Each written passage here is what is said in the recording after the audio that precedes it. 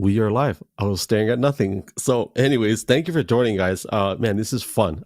This is my third podcast in 24 hours, which is extremely rare.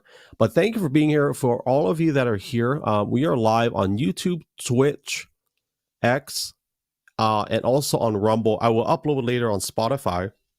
And we didn't do Instagram today because it's a little bit challenging still to get a good feed on Instagram. But I just want to say thank you for those of you that are tuning in. I got a very special treat for you guys today. Before we get to that, let's pay some bills. Today's sponsor is DUBBY Energy Drinks, DUBBY.gg. If you are in need of an alternative to spending, I'm not even kidding you because we're doing taxes already, $3,000 I've spent minimum this year just on Red Bull. So I switched over to DUBBY Energy Drinks. They actually reached out to me on Instagram. It's one of those ads. Well, anyways, if you go to DUBBY.gg, they have these energy drinks that are zero dyes, zero artificial ingredient stuff like dye. What do you call that? Food coloring, no fillers, no maltodextrin. So anybody that's in the nutritional industry or whatever, like health industry, you know that you don't want maltodextrin, those kind of things. But they have really cool flavors. I'm drinking the Dub Sludge. That's the name of the flavor. So if that's interest to you, I'm stuttering today. But go to DUBBY.gg, get yourself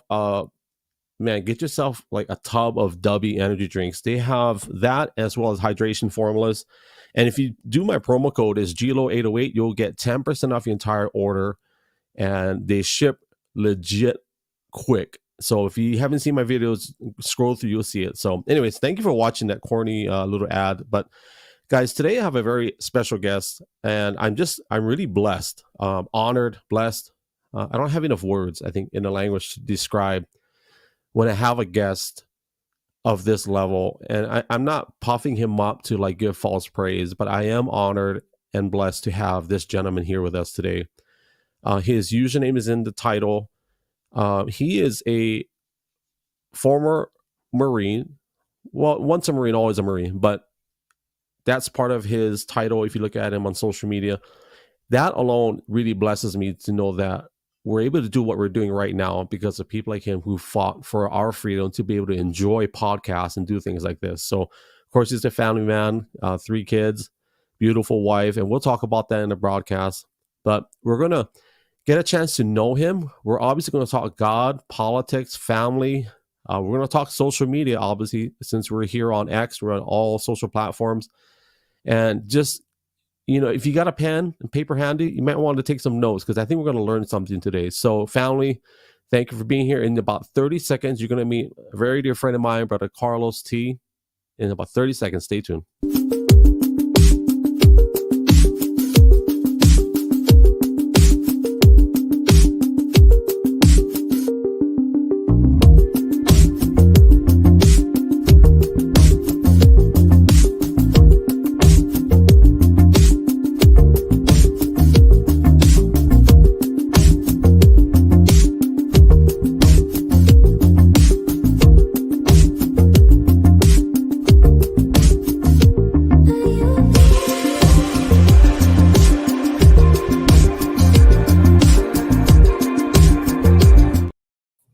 Oh, brother, I was stuttering. I struggled to get through that intro. Man, I was telling you, getting that rush from the DUBBY. Not yet. You know what it is. I don't normally do 3 podcasts in I did one last night, one this morning. I was a guest, and then today. So it's good though. I will take it as they come because it's hard to get people to commit all the time, especially end of the year. So I appreciate you coming on, brother. I really do. Thank you. It's my pleasure. And by the way, the background, is that like just a super clean wall? What the heck is that? It's really nice back there, man. It's our wall, and believe it or not, my wife painted it recently. Today, actually, she painted it today. Really? Because she painted it a month ago, and our kids just a marker and some pens, and they went to town all over the room. So she covered up their Picassos. She was like, you gotta make a good impression on that show tonight. Well, I'll tell you what, I gotta pop this up. And of course, I asked you earlier if anything's private, so this is something I want to show. What is her name? I forgot her name. Nala. Nala. Yeah. What language is Nala? Is that Spanish? It's the Lion King. I'm not sure what Oh, it is, but that's yeah.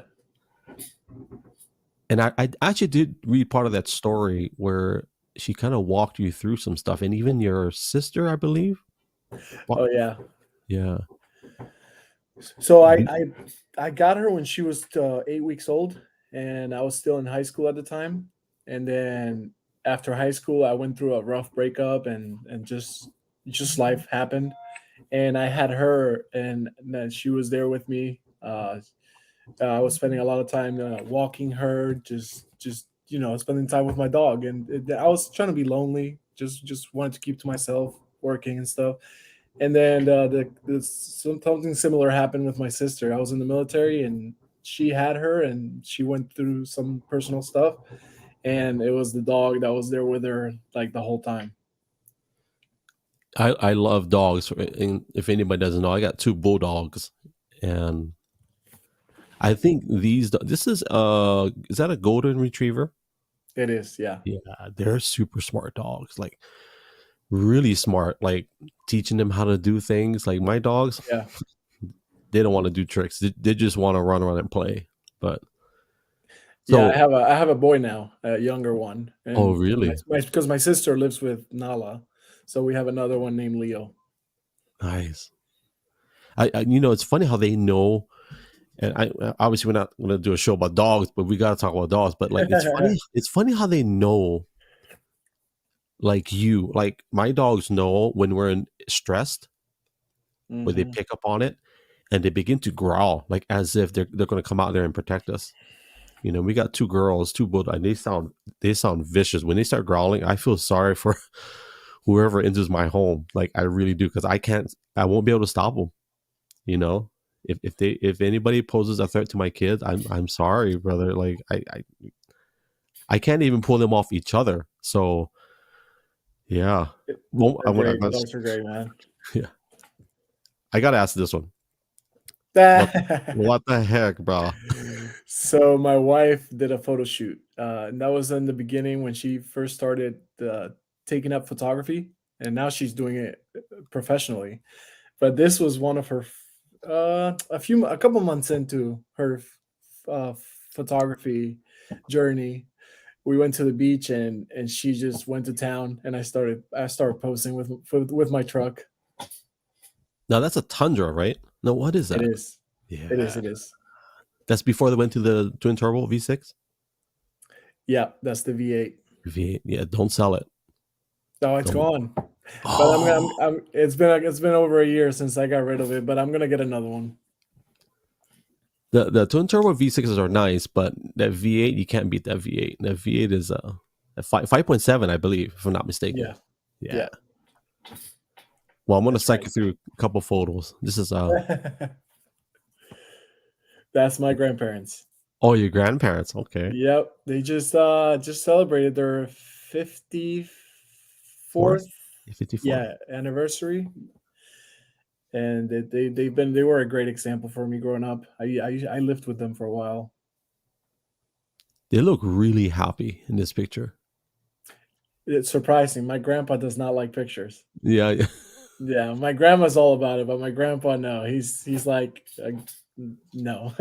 He's gangster, bro. I'm just telling you, he looks gangster. Like with that shirt and yeah.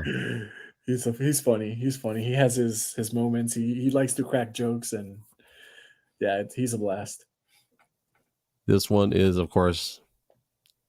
Now, how old are your kids now? I know this picture's I have a 5-year-old. My second turns 4 next month, and then I have a 2-year-old, and then we have the one on the way. what? I didn't know that. Yeah, No way. What the yeah, heck? yeah, yeah, Bro, that's awesome. Yo, yeah. I just lit up, brother. Hey, bro, bro, I wish it was in the same room.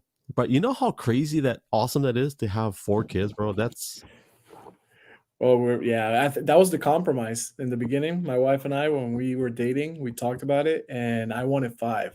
She was willing to have 3, but we came down and we met in the middle at 4. But we were almost done at 3, and we were like, okay, I'm satisfied, we're good. And then we got the news recently, and we're blessed and we're excited for the fourth one. I always tell people, especially this young generation, that it's okay to plan for the career and setting yourself up, but for couples like us, we're not supposed to have kids, and when my wife had that surgery where they removed whatever was important and they told us we can't have kids, that devastated us, and we look back now that we have 4 kids. We adopted our first one, who is still family, and now we have 4 total. Man, I would never want to put a timeline on having, because you just never know when your womb will be open, when you're going to have another one. You just never know. And man, they're a blessing, man. I'm so excited for you, man. Legit, bro. Seriously. I appreciate that. We're excited as well. Yeah, we don't know if it's going to be a boy or a girl. We could find out right now, but we're kind of teetering the line whether we want to find out or not, or just be surprised. Did you know the other 3 beforehand, or? Yeah, we found out all of them, all boys. What, you guys hoping for a girl or all boys? My wife is hoping for a girl. Of course. I'm scared of a girl, but I'm gonna be happy with whatever it is. Let me tell you, I was always terrified of touching babies, like before I met my wife. And so when I first met my wife and we were dating, she said, "Come with me to the hospital. I gotta go help my whoever, her cousin." So we went to the hospital. We went into a delivery room. It's straight right after the baby's delivered. I'm paraphrasing, but she grabs this squiggly, I can't find the right words, like squirmy little baby, and goes, "Here." And I'm like, my heart is pounding, and I'm like, what the heck? Bro, I'm kidding, a brand new baby, like straight out of the womb. And I looked at this baby and my heart just melted, and my heart was pounding. It wasn't even mine, but it's the weirdest experience ever. Right at delivery, I'm not even exaggerating. The eyes were gray, and fast forward to 2023, that baby that I held was the very baby that we would end up adopting 5 years after that. I didn't even know at that time what it was. She was a drug baby. And so my wife went to go support. We went to go support. I didn't know the whole story. And it's powerful, man, just holding a brand new baby. It's like, I don't know how we went so sideways on holding babies, but I know now I know I was going to say girls. So I was always I didn't want boys, because I told my wife, I am not taking my boys to the bathroom, because they're going to drop their ding on the urinal. They're going to slap we say boto. They're going to slap their boto on the urinal, and like, I'm going to freak out. No. And she's like, I don't want girls. So we both wanted the opposite sex for babies. Oh, man. So we got 2 and 2, right? Okay. Good balance. My first experience with boys, man, one of them, you ever had the teepees? You remember the teepees? Did you? So when you change the diaper as a newborn, they have these little gifts you can buy for your friends, and it's a little teepee you put over their pee-pee. And it keeps the I don't know what I say shishi, the urine from shooting up into the sky when you're changing them. You when you change them. And one day, go ahead. No, go ahead. Tell me. No, I was gonna say, I gotta brag that I've never had them pee on me. 3 boys. Oh my gosh! And I'm a pro. I can change a diaper just like no other. Dude, you and my wife get along just fine. I'm gonna tell you. So I put the TP on my son, and he's screaming, and I'm stressing out because I'm not good at changing diapers. Like, bro, it's crazy.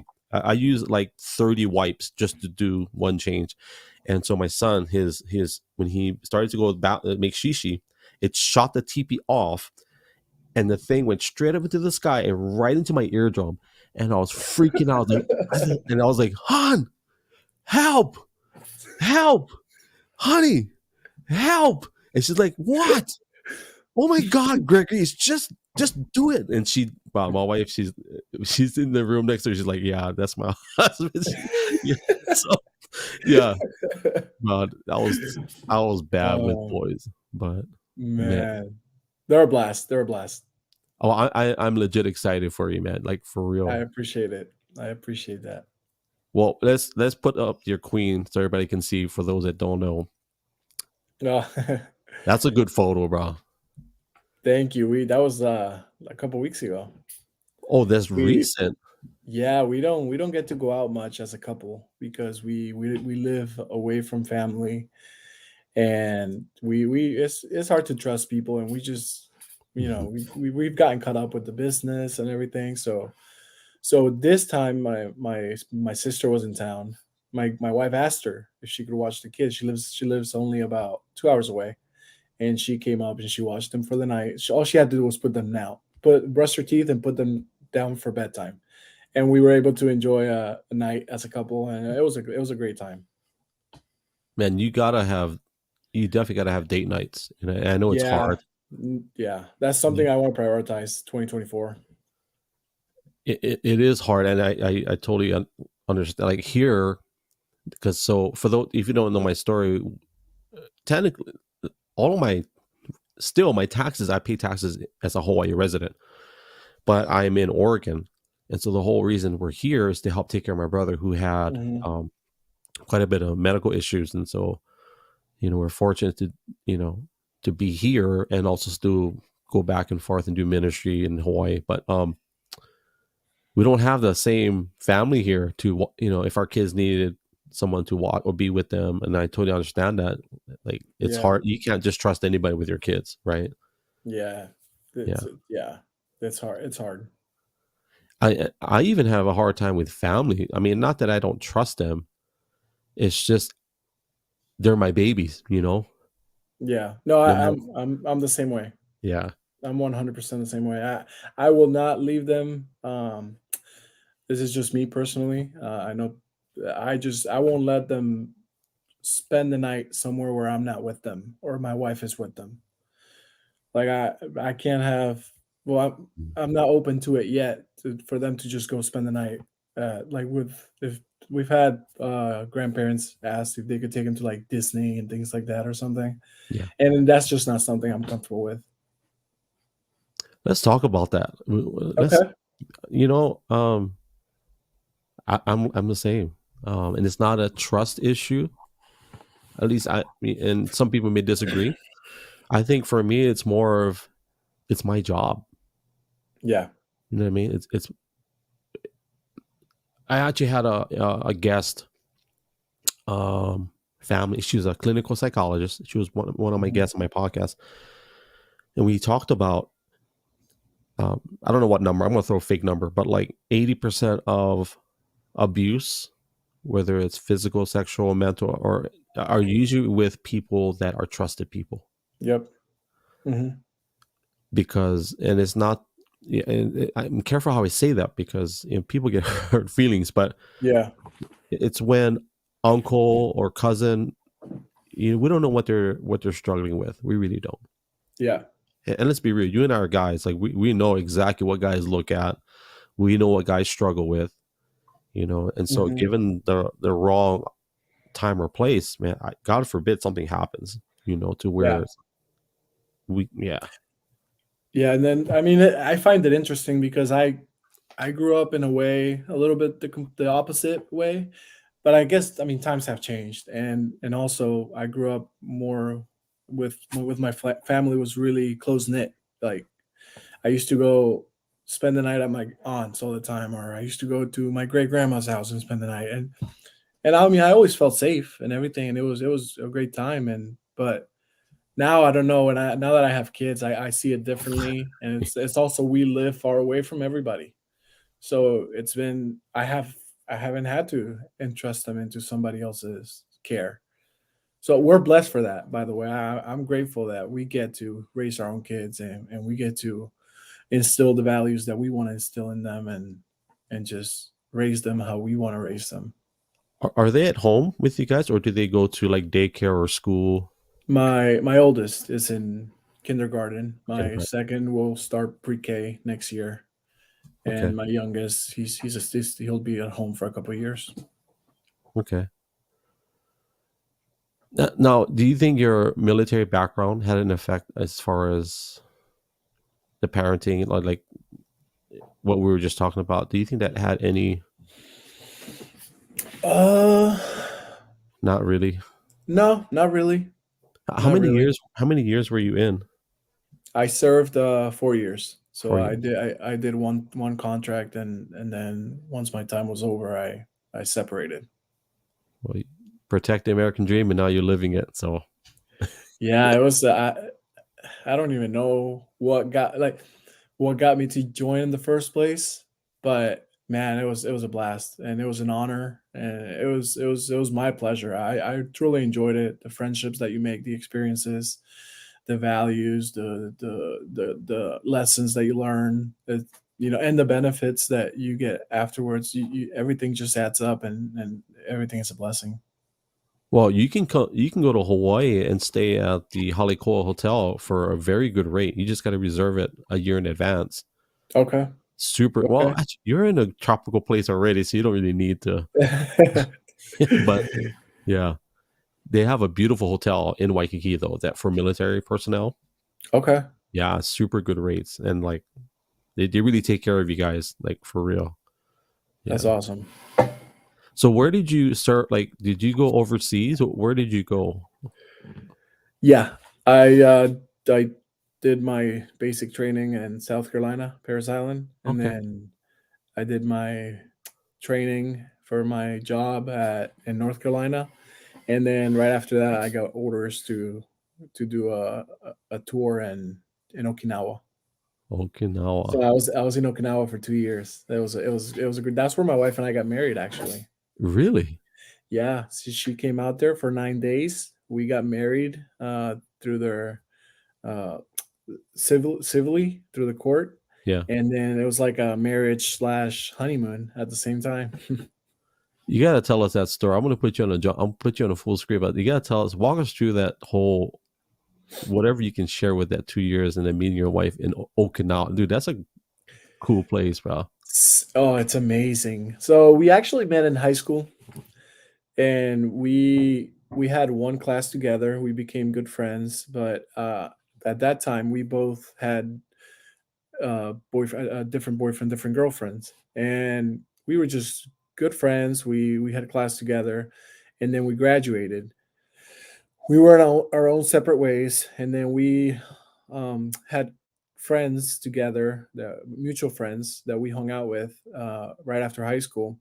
But then I joined, and then I went away, and we lost touch. And then while I was in Japan, we reconnected through Snapchat, I think it was, and we just had conversations. We would just talk, see what's going on. She served in the army as well, so she could relate a little bit to what I was going through and being away from family and everything. And so I came on leave back home to the States from Okinawa for a couple weeks, and we linked up, and it was just a good time. We clicked, we got along very well. We had fun together, and so we decided to keep in touch and become something more, be more serious. And then 3 months after that, I flew her out there and we got married. It didn't take long. I mean, I had known her for a few years, and then just I had no doubt in my mind that this girl, she was wifey material, and she was the one for me. No, where is she from? So she was born here in the Okay. U.S., but she's from her family's from El Salvador. El Salvador. Yeah, So where is that in really? Now, are you from Colombia or are you from the yeah, United States? Okay, yeah, okay. yeah. I was born in Colombia. So how does that work with like military service? Like, were you? How did that work? Was there any issue with you joining military if you were So born? so I couldn't join until I had my green card. Okay, I had a work permit, but that wasn't enough. My permit wasn't enough. So then my my papers came through. We got approved. We went through all the legal stuff, and then the day I got my green card, I went to the recruiter's office and I said, "Sign me up." And right after that, and then the one of the great things of serving while you have your green card is that you get your citizenship. I actually got my citizenship while I was at boot camp. I took the test at boot camp, and then I got my certificate at boot camp. Was that because you served? Is that like an instant? Yeah, yeah, Wow. yeah, pretty much. They should Yeah, make. I had no idea until like I was going through the process, and he was like, "Oh yeah, and then this is gonna happen." I was like, "Well, would you look at that?" Because if not, I would have had to wait like I think it's like 5 years. You have to hold your green card for 5 years, and then you can apply for citizenship. It's like a movie. Like we should make all people that cross the border join the military if they want instant citizenship. It's a good Okay, trade-off. I mean, that's an idea. just don't die. don't die because don't. But did you die? Or don't commit treason or something. Oh, You that's know? yeah. That's Yeah. okay. That's not a good idea. That's not a good idea. That's a stupid idea, Greg. Oh my gosh. Hey, I got a lot of bullets in my gun, so they're not all gonna, not all of them are gonna stick. But you were saying Snapchat Fire. earlier. Yeah, yeah, yeah. That's funny. Yeah. How do you connect with people? Like, I thought Snapchat was We were all about. already friends. We were already Oh, friends. Yeah, so it was simple, and we had a thing where we just kept the streak going with each other. yeah, yeah. It was just random stuff like, "Hey, good morning." It was like, I think we got to like over 100 days at one point of just Wow, every day just messaging each other. that's cool. Man, Snapchat is for me like I think 2 or 3 times a year I'll jump on it if I need a good laugh. I Uh, don't have it anymore. Other than that, I don't jump on it. Yeah. Yeah. I deleted it. I haven't used it in like 5, no, like more than that, probably like 6 years. Well, I think it served its purpose, right? So Yeah, it can be retired at this point. yeah, I gotta say this. First of all, thank you, and without being corny, like for what you did for our country, but I don't think people understand how hard it is to be a Marine. Like I never been, so I can't say it from experience. But my last guest, who was a Marine prior to you, Mhm. um, he was in Force Recon, Force Mhm. Recon. So Yeah. that's even on another. All Marines are elite, no matter what they do. But I do know that the success rate, even the Force Recon, is not that great. Like when they enter the school, it's not that. He was telling me is most of them fail. Yeah. Not fail as a as a human being, but just the program. It's so Yeah, tough. yeah, yeah. But just to be a Marine in itself, I think there's less than. I think he told me now there's less than 200,000 worldwide active duty. Or That's a that sounds accurate. you know how Yeah. crazy that is, bro. That means you're Yeah, you're like you're not even 1% of the population. You're right. like a half Yeah. of a half of a percent, if even that. Yeah, And I never thought about it like that, but yeah. So it's probably like what, the 3rd smallest branch? And then well, now you have the Space Force and and now you have and then the Coast Guard is there. I'm not sure how much personnel the Coast Guard has. well, we're grateful for all branches, but we all know living in Hawaii, I seen those guys do PT, and I'm like, oh my Oh, god, that's right. Yep. Yep. dude. Like I'm not casting shade, but the Navy that I always seen, bro, I don't know how they would pass. I don't know how they passed their fitness test. Like, you know, My sister was in the Navy, and I'm gonna throw some shade at her right now. yeah. She failed her PT test, and she had to like redo it. I think it was only one time, and so while she was there, she had to get it together and and pass that test. And I was like, "Are you serious?"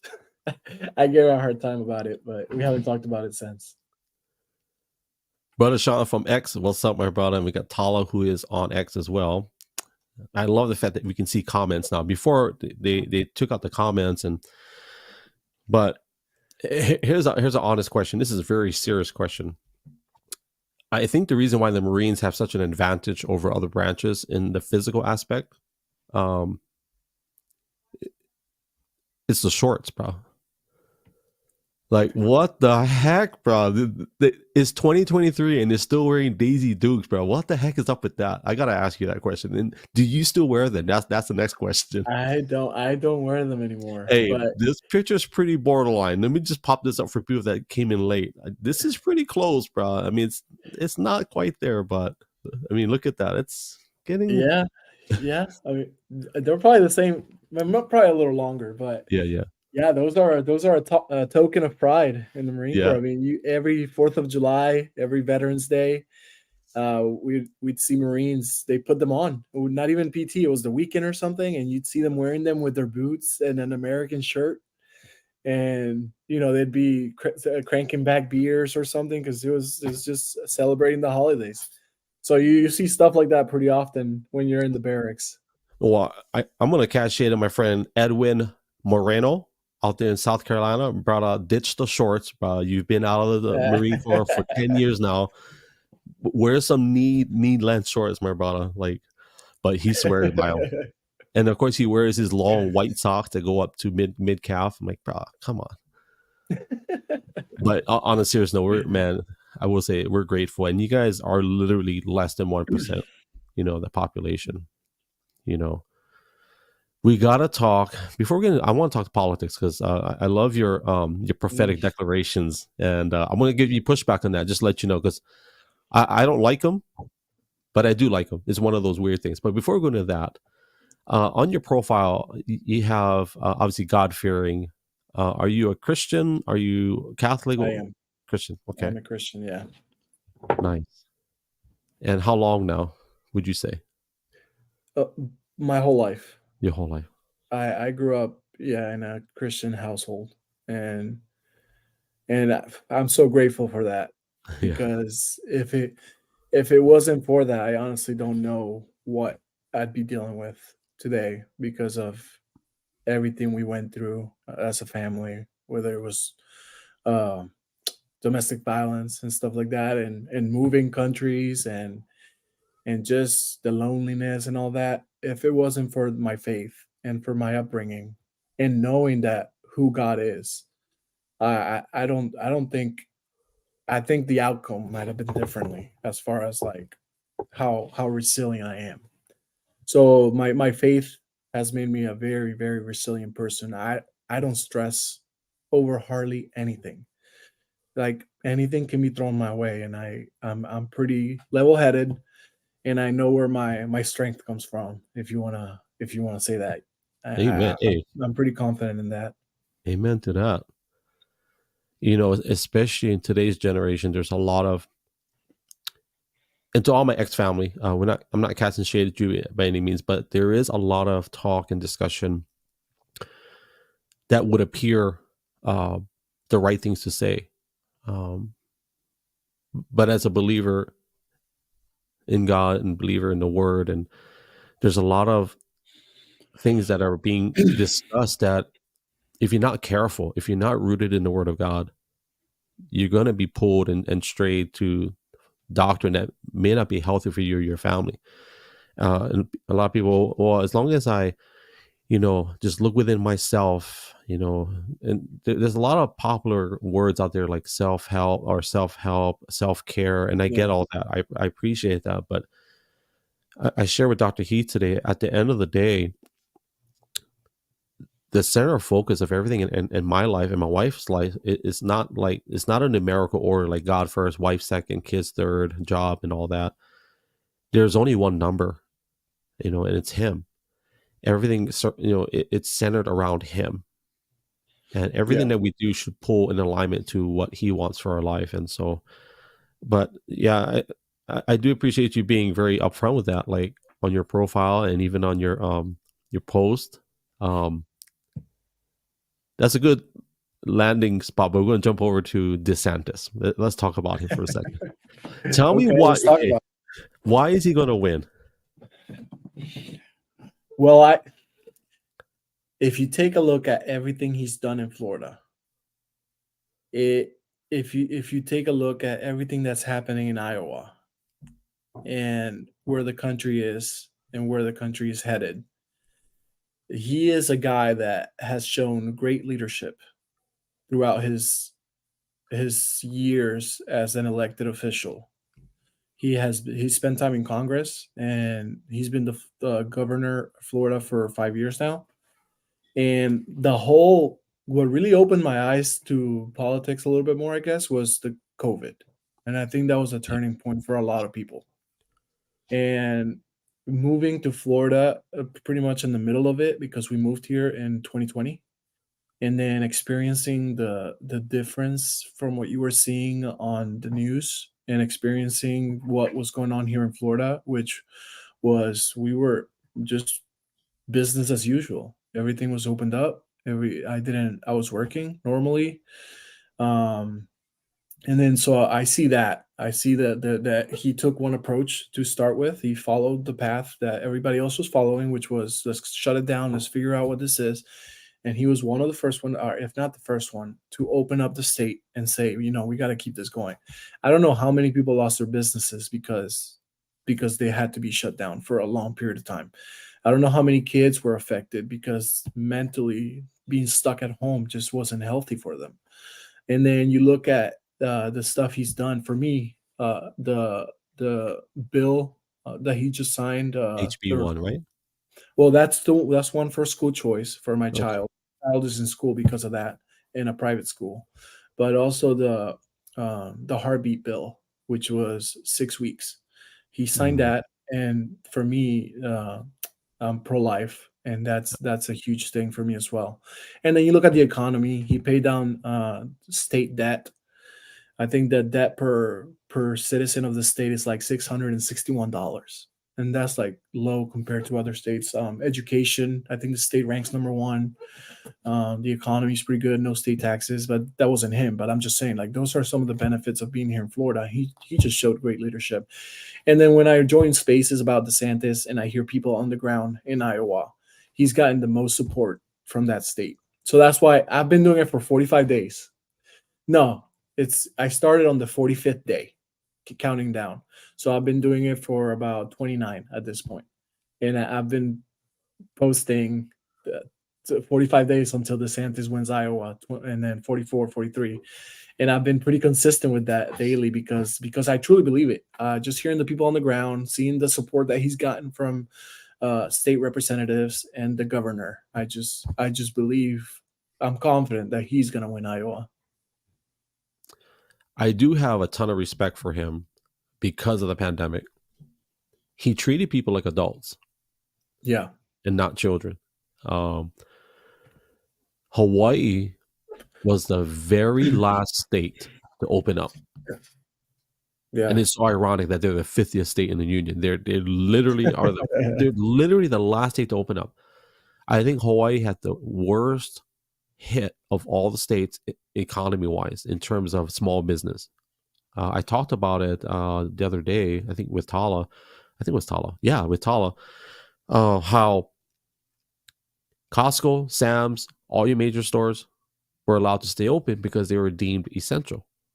Well, my friend Steven Parker, who owned the general store in Kailua, Oahu, which is a small mom and pop store, he couldn't stay open. Mm-hmm. But he offered the same products and services. And governmentally, that governor is straight up evil. I actually protested in front of his house with bullhorns. I actually broadcasted it live here on X, bullhorns and everything. I'll do the I'll retweet it or repost it. Okay. So with DeSantis, I respect that a ton of what he did. The other thing for sure, obviously, I'm pro-life as well, and then his desire to treat people like responsible adults and let them make their own decisions. I lose respect for government officials that think that they can tell us what to do. Like it's their place to raise our kids. It's their place to tell us how to operate our business. Mm-hmm. I don't have respect for politicians that's their motive. And Hawaii was one of those. And I feel like even I go to Portland. I'm not sure if you've ever been to Portland or even San Yes, Francisco. I have. I almost moved there. It's Believe it or not. crazy. I visited it and I almost moved there. How Gresham. recent? I almost Oh, moved to Gresham. Gresham. That's Hmm. so. That's where my brother's at. He's at a care Okay. facility in Gresham. Yeah. Okay. Before remind me to come back to Gresham. Okay. But Portland, I felt like it just didn't make sense. Like I'm driving through there at night, daytime, and I feel like they purposely tank the city. Like they purposely let the city go. Because it makes no sense. Like, how can you let a city get that bad? I actually drove through it at night because Yeah. we were there. It was 2020 and we wanted to see what was taking place. And yeah, streets were blocked off. You had like fires in the middle of the road, people protesting, people yelling, people. It was crazy. I hadn't seen anything like that in anywhere I've lived. So I'll tell you the story about Gresham. So my brother has been in Gresham for almost actually 2 years now. He has a brain injury. So I go there every week or every other week, and I'll spend 4 or 5 days with him and come back home. And me and my dad take turns alternating. There's this place in Gresham that I always eat. Pho. I love pho is my new thing now. My wife loves it. Oh man. So So do I. So do I. yeah, I love it. And there's a place in Gresham that I go, and for some reason I went there later than I normally do. And the place that makes the pho is also a bar, but there's also a bar next door. So after I eat, I'm sitting in my car. These two bike groups come up, and I just had a weird feeling. And I posted about this on Twitter, on X, by the way. I didn't uh, explain the details. I just posted what I saw. But people are yelling, and I seen these two guys single out from the crowd, and everybody's yelling. And I already had this feeling, man, I shouldn't be here. And sure enough, these guys they're clenched. They're in a clinch, and they're kind of like wrestling. And then I hear the yelling get louder. The guy reaches into his pocket or in his pants, pulls out a pistol. They both fall to the ground, and it's right in front of my car. And all I hear is, bah! And I'm sitting there, and everybody is like scattering. And Mhm. it's about, I would say, 15 feet from my car. And I'm not licensed to carry an organ, so I'm sitting there with a Bowie knife or the Rambo knife in my car. Like, what's that going to do? And I'm thinking, so my first instinct is to crouch down, like as if that's going to do anything. Really, I mean, because you got more training than I do, but that's just a natural instinct is to duck. And I'm still watching, and just people are scattering. There's a few that come in, and they surround the two guys. As soon as I get an opening, I'm out of there. I got out, went straight to the hospital where my brother's at, just parked there. I called my wife. I told her what happened. And then I thought about it, like, I said, wow, what if it was different? What if it happened differently? Mhm. It was right in front of me in Gresham where you were thinking about moving. And then some other thoughts came in, like, well, should I notify the law enforcement? And part of my fatherly part or instinct for me was like, okay, well, I don't know who these two groups are. I don't know the whole story. And I'm telling you, I'm being transparent with you. I really don't know if I should. I did every day look at they have like this police blogger, and there was no Mhm. request made for anybody that has any information come forward. So there was nothing like that. But what I do know from before the shooting was that there were two groups that came in. There was a disagreement, those two guys, and the majority of everybody scattered, and they got on their motorcycles, and everybody just dug out.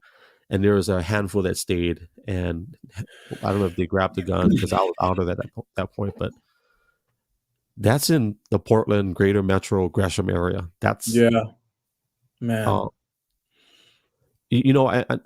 the sad, not sad thing, but the concerning thing for me is that I wasn't scared or I didn't have anxiety. At least I don't think I did.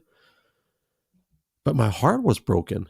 I told my wife this. I said, my heart is broken for this city. Yeah. That it's come to this. These guys had a disagreement. Whatever the disagreement is.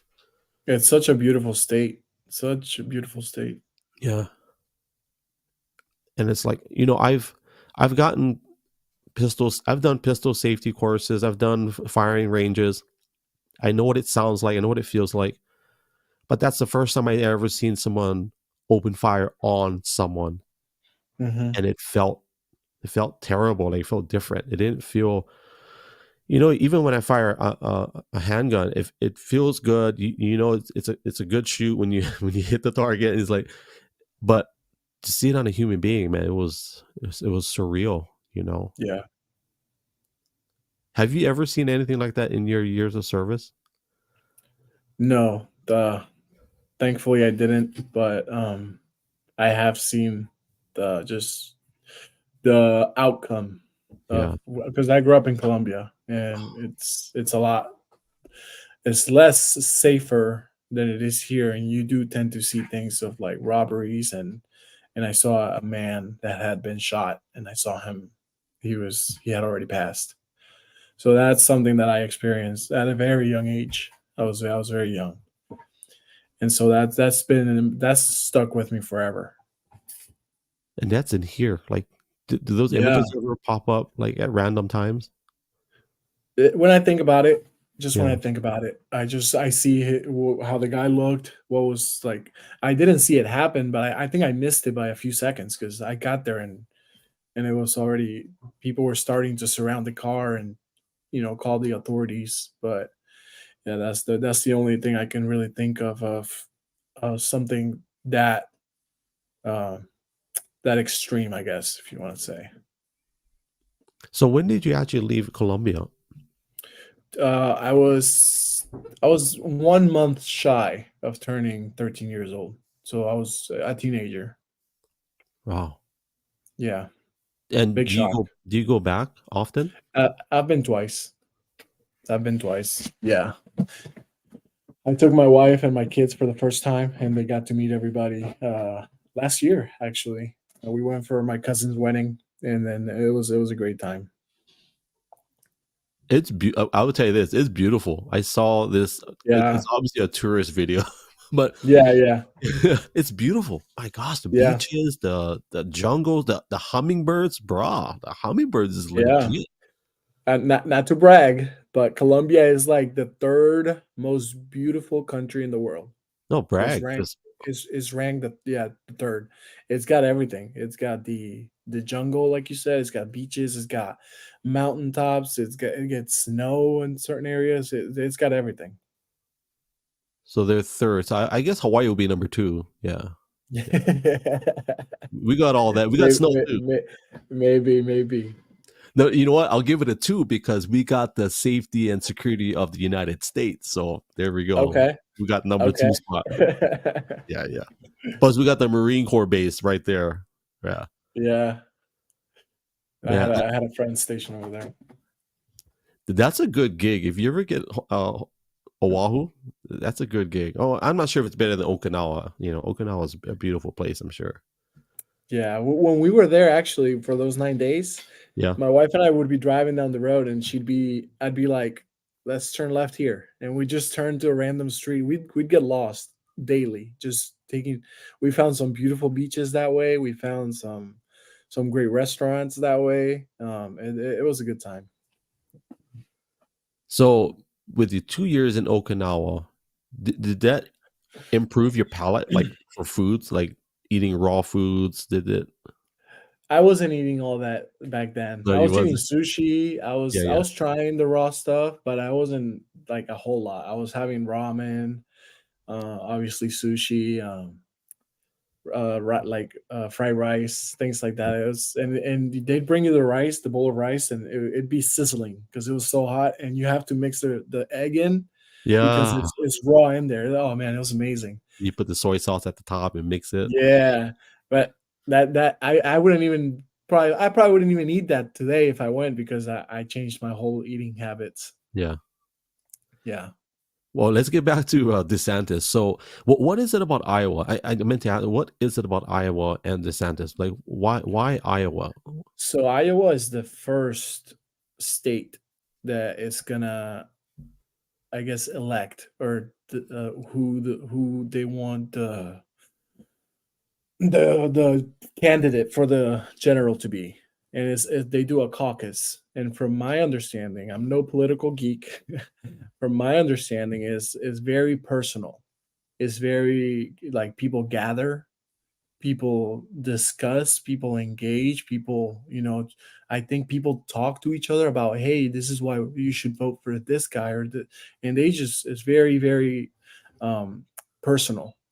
So that's the first one to go down, and I think like a week later is going to be New Hampshire. I think that one is regular, just elections, but Iowa is important because it's going to get the snowball rolling. So if he can win Iowa, it's gonna change the whole narrative. Set the That tone, right? that set the tone and change the narrative, because the narrative right now is that Trump is inevitable, that he's leading the polls by 30, 40 points. So when he wins Iowa, it's going to show that there were some flaws there and something was going on, and I think it's going to garner some momentum. Now, are you registered as a Republican with the RNC or the Republican I, Party? I am here in Florida because if not, I wouldn't be able to vote in the Right. primary. It's Okay. a close election state. But when people ask me, I don't even identify as a Republican. I just, I'm a conservative, I guess, if you want to say it. But I'm a Christian, once first Yeah. and foremost. So funny story. We in 2016 we had a team of pastors and leaders that we were heavily involved with the government in Hawaii from 2010 all the throughout the years. And anyways, our team of leaders we were all kind of walking together politically and who to pray for, what candidates, and our good friends. They told us, "Oh, make sure you vote for Ted Cruz," and I'm like, "No, we're not voting for Ted Cruz." And our friends were like, they were flabbergasted. They're like, how can you not vote for? And then they go, well, who are you voting for? And so I said, well, we felt led at this time. This is who we're going to vote for, and it was Donald Trump. And they were just, we had to peel them off the ceiling. And I'm like, there's just something about Ted Cruz that when we prayed about it, there's something about his finances I didn't like. There's something about where his money is coming from. It didn't look right. Mm.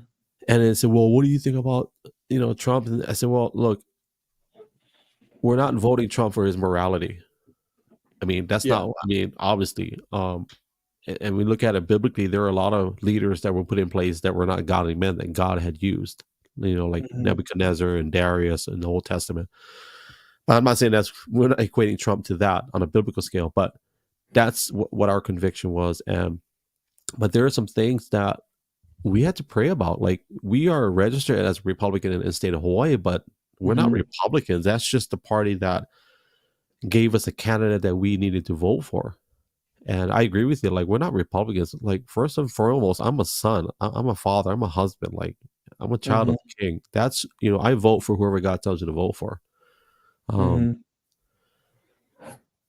I Well, am. that's one thing that I'm taking more into account this election. My first time voting was 2020, and I voted for Trump. Um, the reason I voted for Trump was because he was selling us on shared values, that he for somehow he was now pro-life, he was this, he was that. And the reason I was noticing Trump more, because in the Marine Corps, actually, Trump was a big deal when he got elected, because he had the Secretary of Defense Yeah. was Mad Dog Mad Mattis, Dog, the and secretary. he's a legend in the Marine Corps. This man is a legend. So when he got elected and Mad Dog was the secretary, General Mad Dog, the Marines went nuts. It was like, oh, like let's go, like we have a great leader and this and that, and then we all know how that turned out. He ended up not sticking around for the long haul, and that happened in Trump's administration more often than not. People were just, Do the you turnover was insane. do you think that he didn't get as much power as he wanted, Mad Dog? From my understanding, I just think Trump is not a very good judge of character. I think some of the fallout was, from what I read, was that he spoke against General Milley's nomination for the chair, and Trump went with him anyway. And I don't think Trump is very receptive of opinions and stuff. Like, he's very, I guess, he makes a decision, he just calls the shots, and who cares? I do believe that he picked the wrong people, and I think he chose poorly on some of them. But I almost feel like Mad Dog. I think he was just too alpha. You can't have two major alphas like that in the same room. Somebody's going to yield, and it's unfortunate. I looking back, I wished they were able to make it work, because I agree with you. Like, to have him, right, in your the same room. Come on, like, that was a bad call in my opinion. But you Yeah. know, I will. So I actually seen Trump. I've been to two rallies way before he became president. It was in 2005 and 2007. I seen him in Baltimore, Maryland, and then I seen him in Dallas, Texas, and they were for business conferences. And brother, I'll tell you what, in Baltimore, he had this helicopter land on his skyscraper. He rides the elevator down to a limo. The limo brings him to the convention center where we're all waiting for him, and just everybody erupted like this. He had it all. He had it, like my friend Brian Escal said, he had it dialed in way back then. He Mm. had the money, money, money music, and he jumps up on stage. I think there was like 20,000 people, standing ovation, just roaring his name. Not his name, but just like they're excited that he was partnering up with this company that we were a part of. And I remember nobody hated him. Not a single person. At least in general. I'm sure in the construction side is a different story.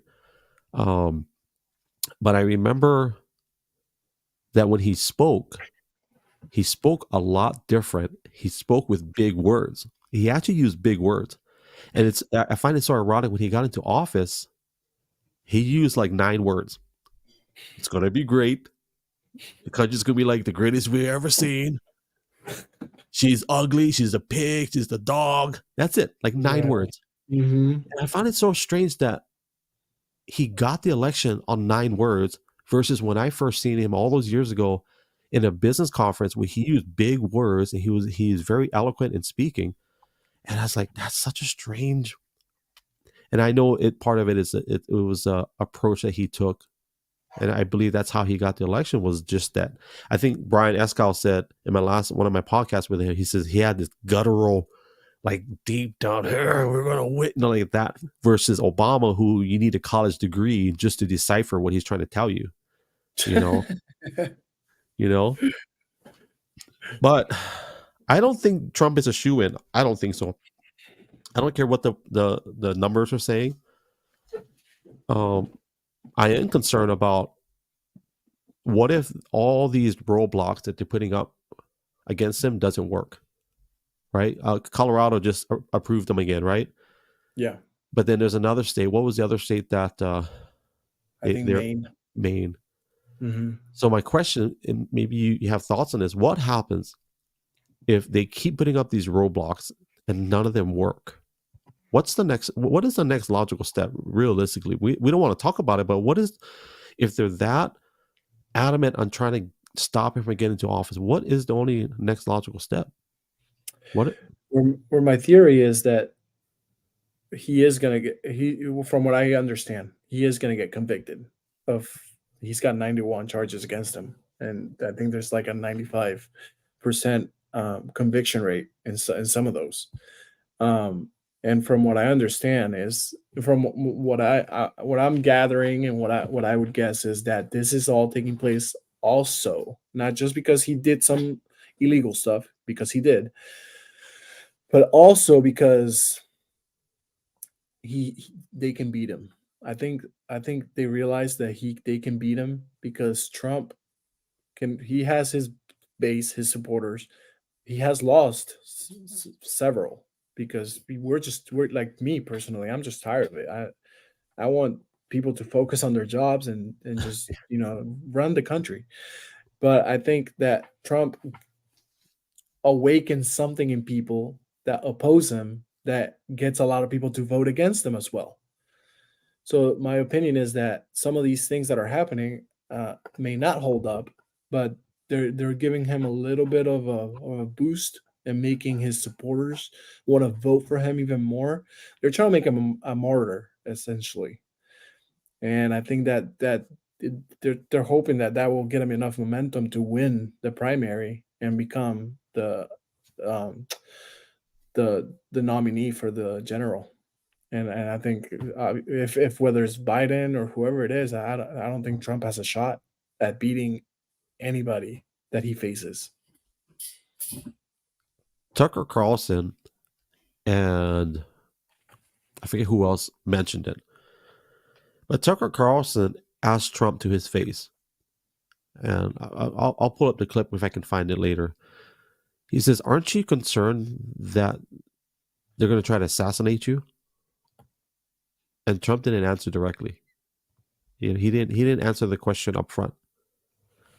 And when I watched that interview, I'm like, that was my thought too. Because if they keep trying to shut him down, whoever it is, for whatever reason, well, why is that? Like, why are they so adamant?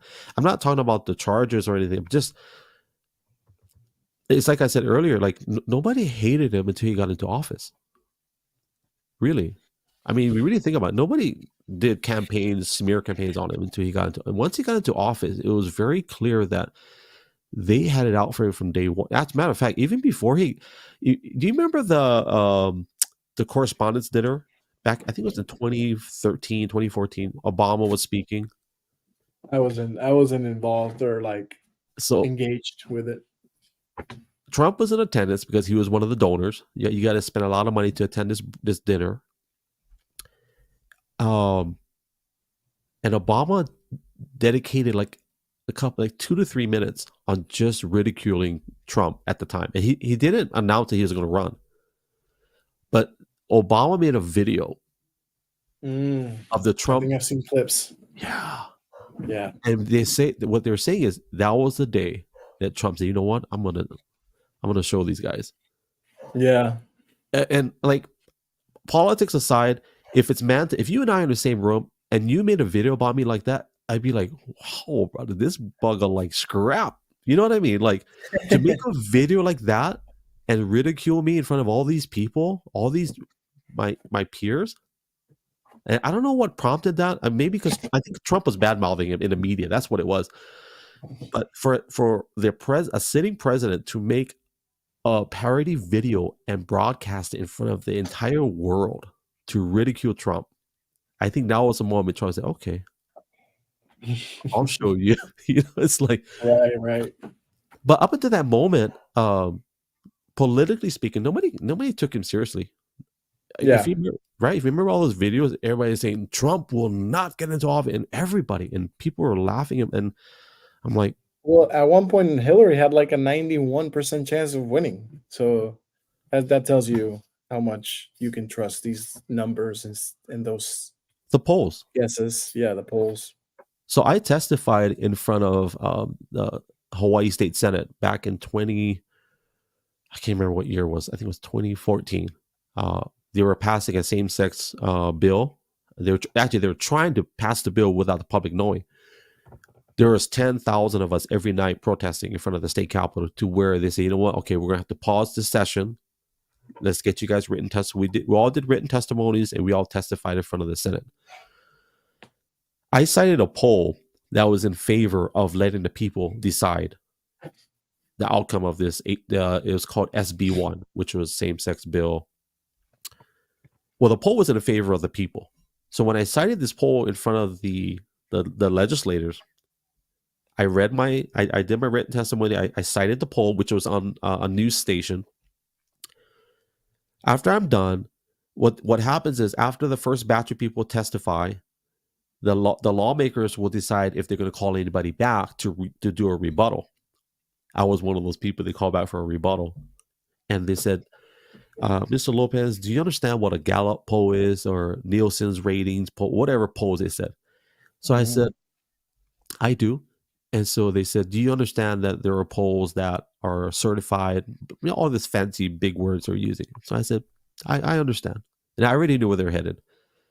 So, well, the poll that you cited, although it's on a news station, it's not a valid poll. It's more of an entertainment poll.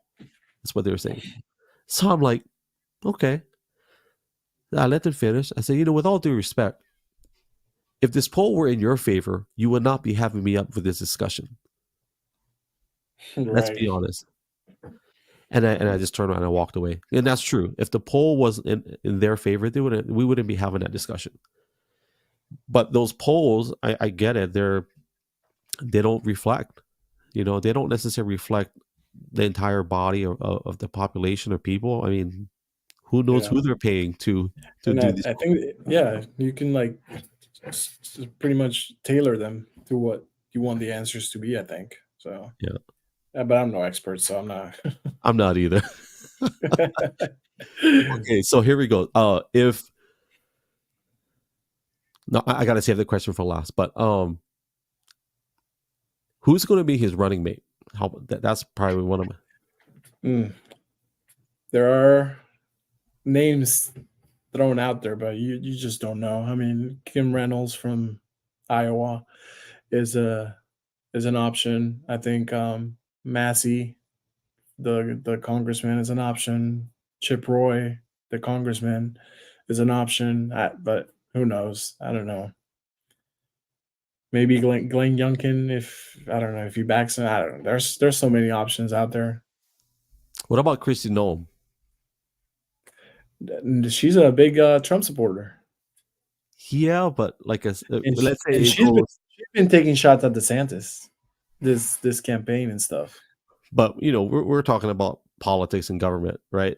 Right. At the end of the day, like how many times did Kamala Harris go up against, like, they all badmouthed each other, but Yeah. for the sake of But the party. I do think that's the one different thing about DeSantis. He's more calculated. He's more he thinks about things very thoroughly, and he makes decisions like sound decisions. He doesn't just jump into something because he feels like, for whatever reason. And his wife, I think she'd be a good fit in the White House. I think. Oh yeah, I think I so. think so. She's a very classy lady. She's they have a beautiful family. Yeah. They're never getting any scandals.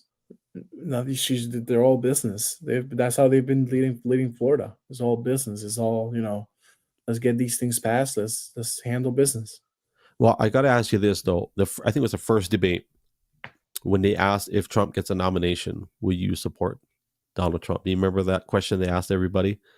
I, Yeah. I think Ramaswamy was like hand up real fast. Yeah, yeah, yeah, yeah. Some other people were kind of like, and I don't know. This is all obviously subjective, right? This is my opinion or what I saw. I don't know what really because I wasn't there.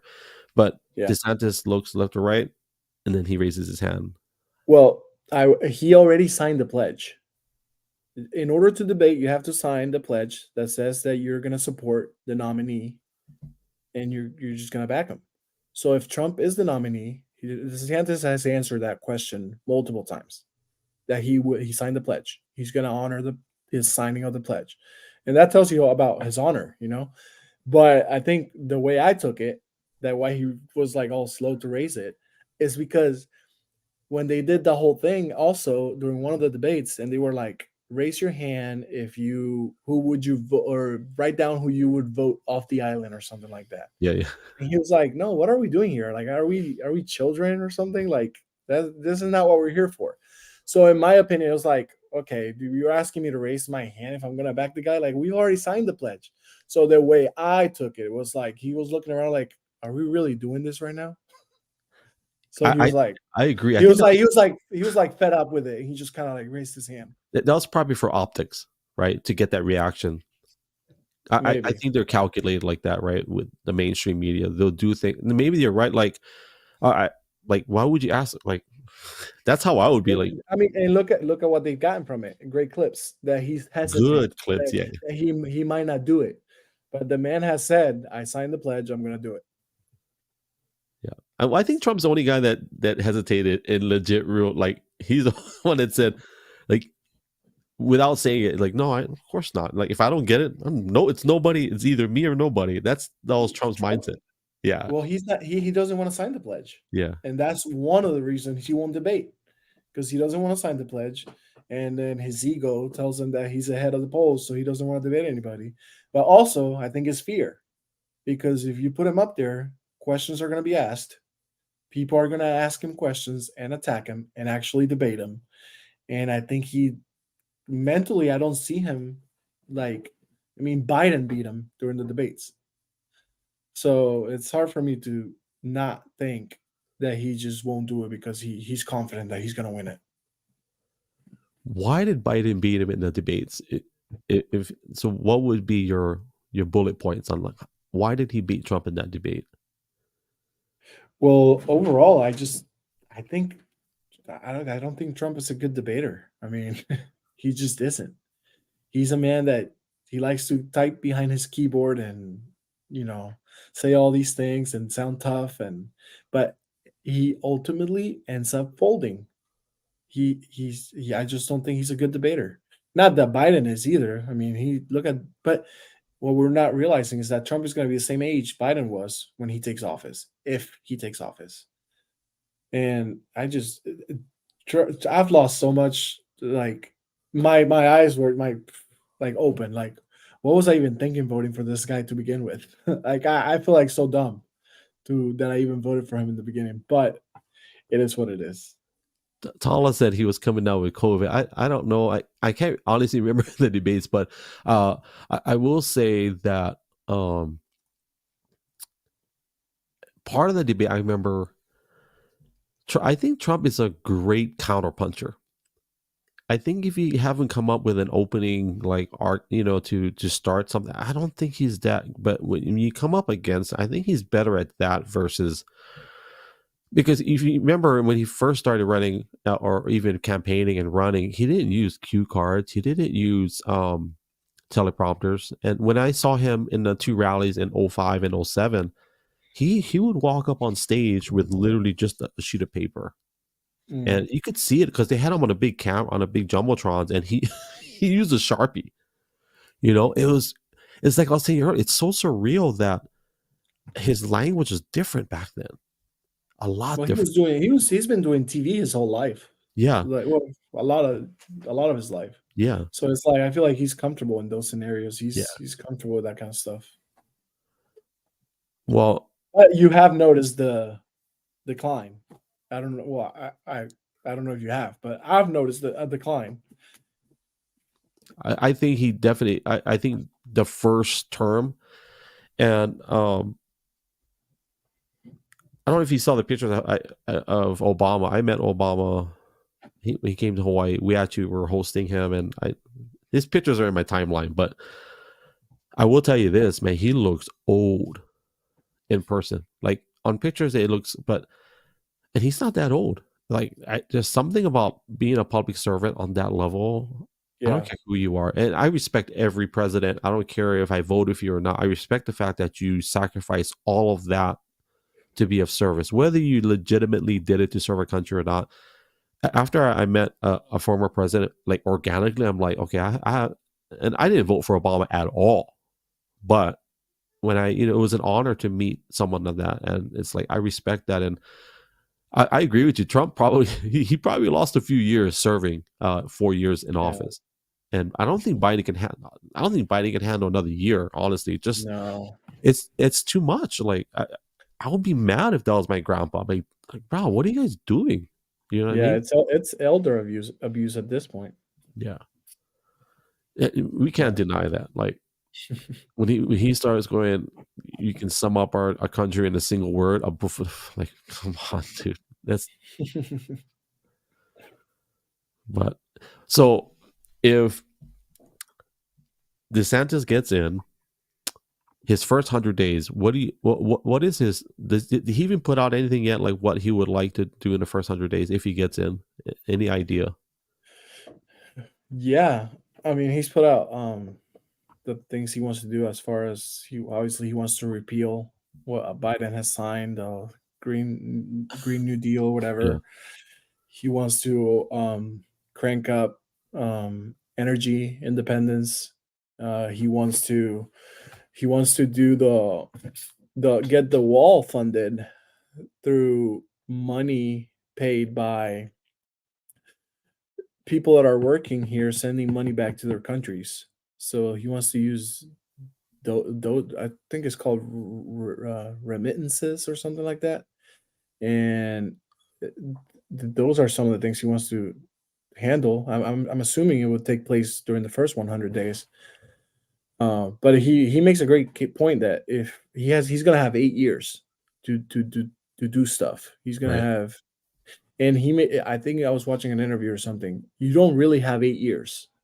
It's like when Congress is in session. It's when this thing is happening. So ultimately, you have like in 8 years, you get a total of like probably half of that to actually get legislation passed and those things.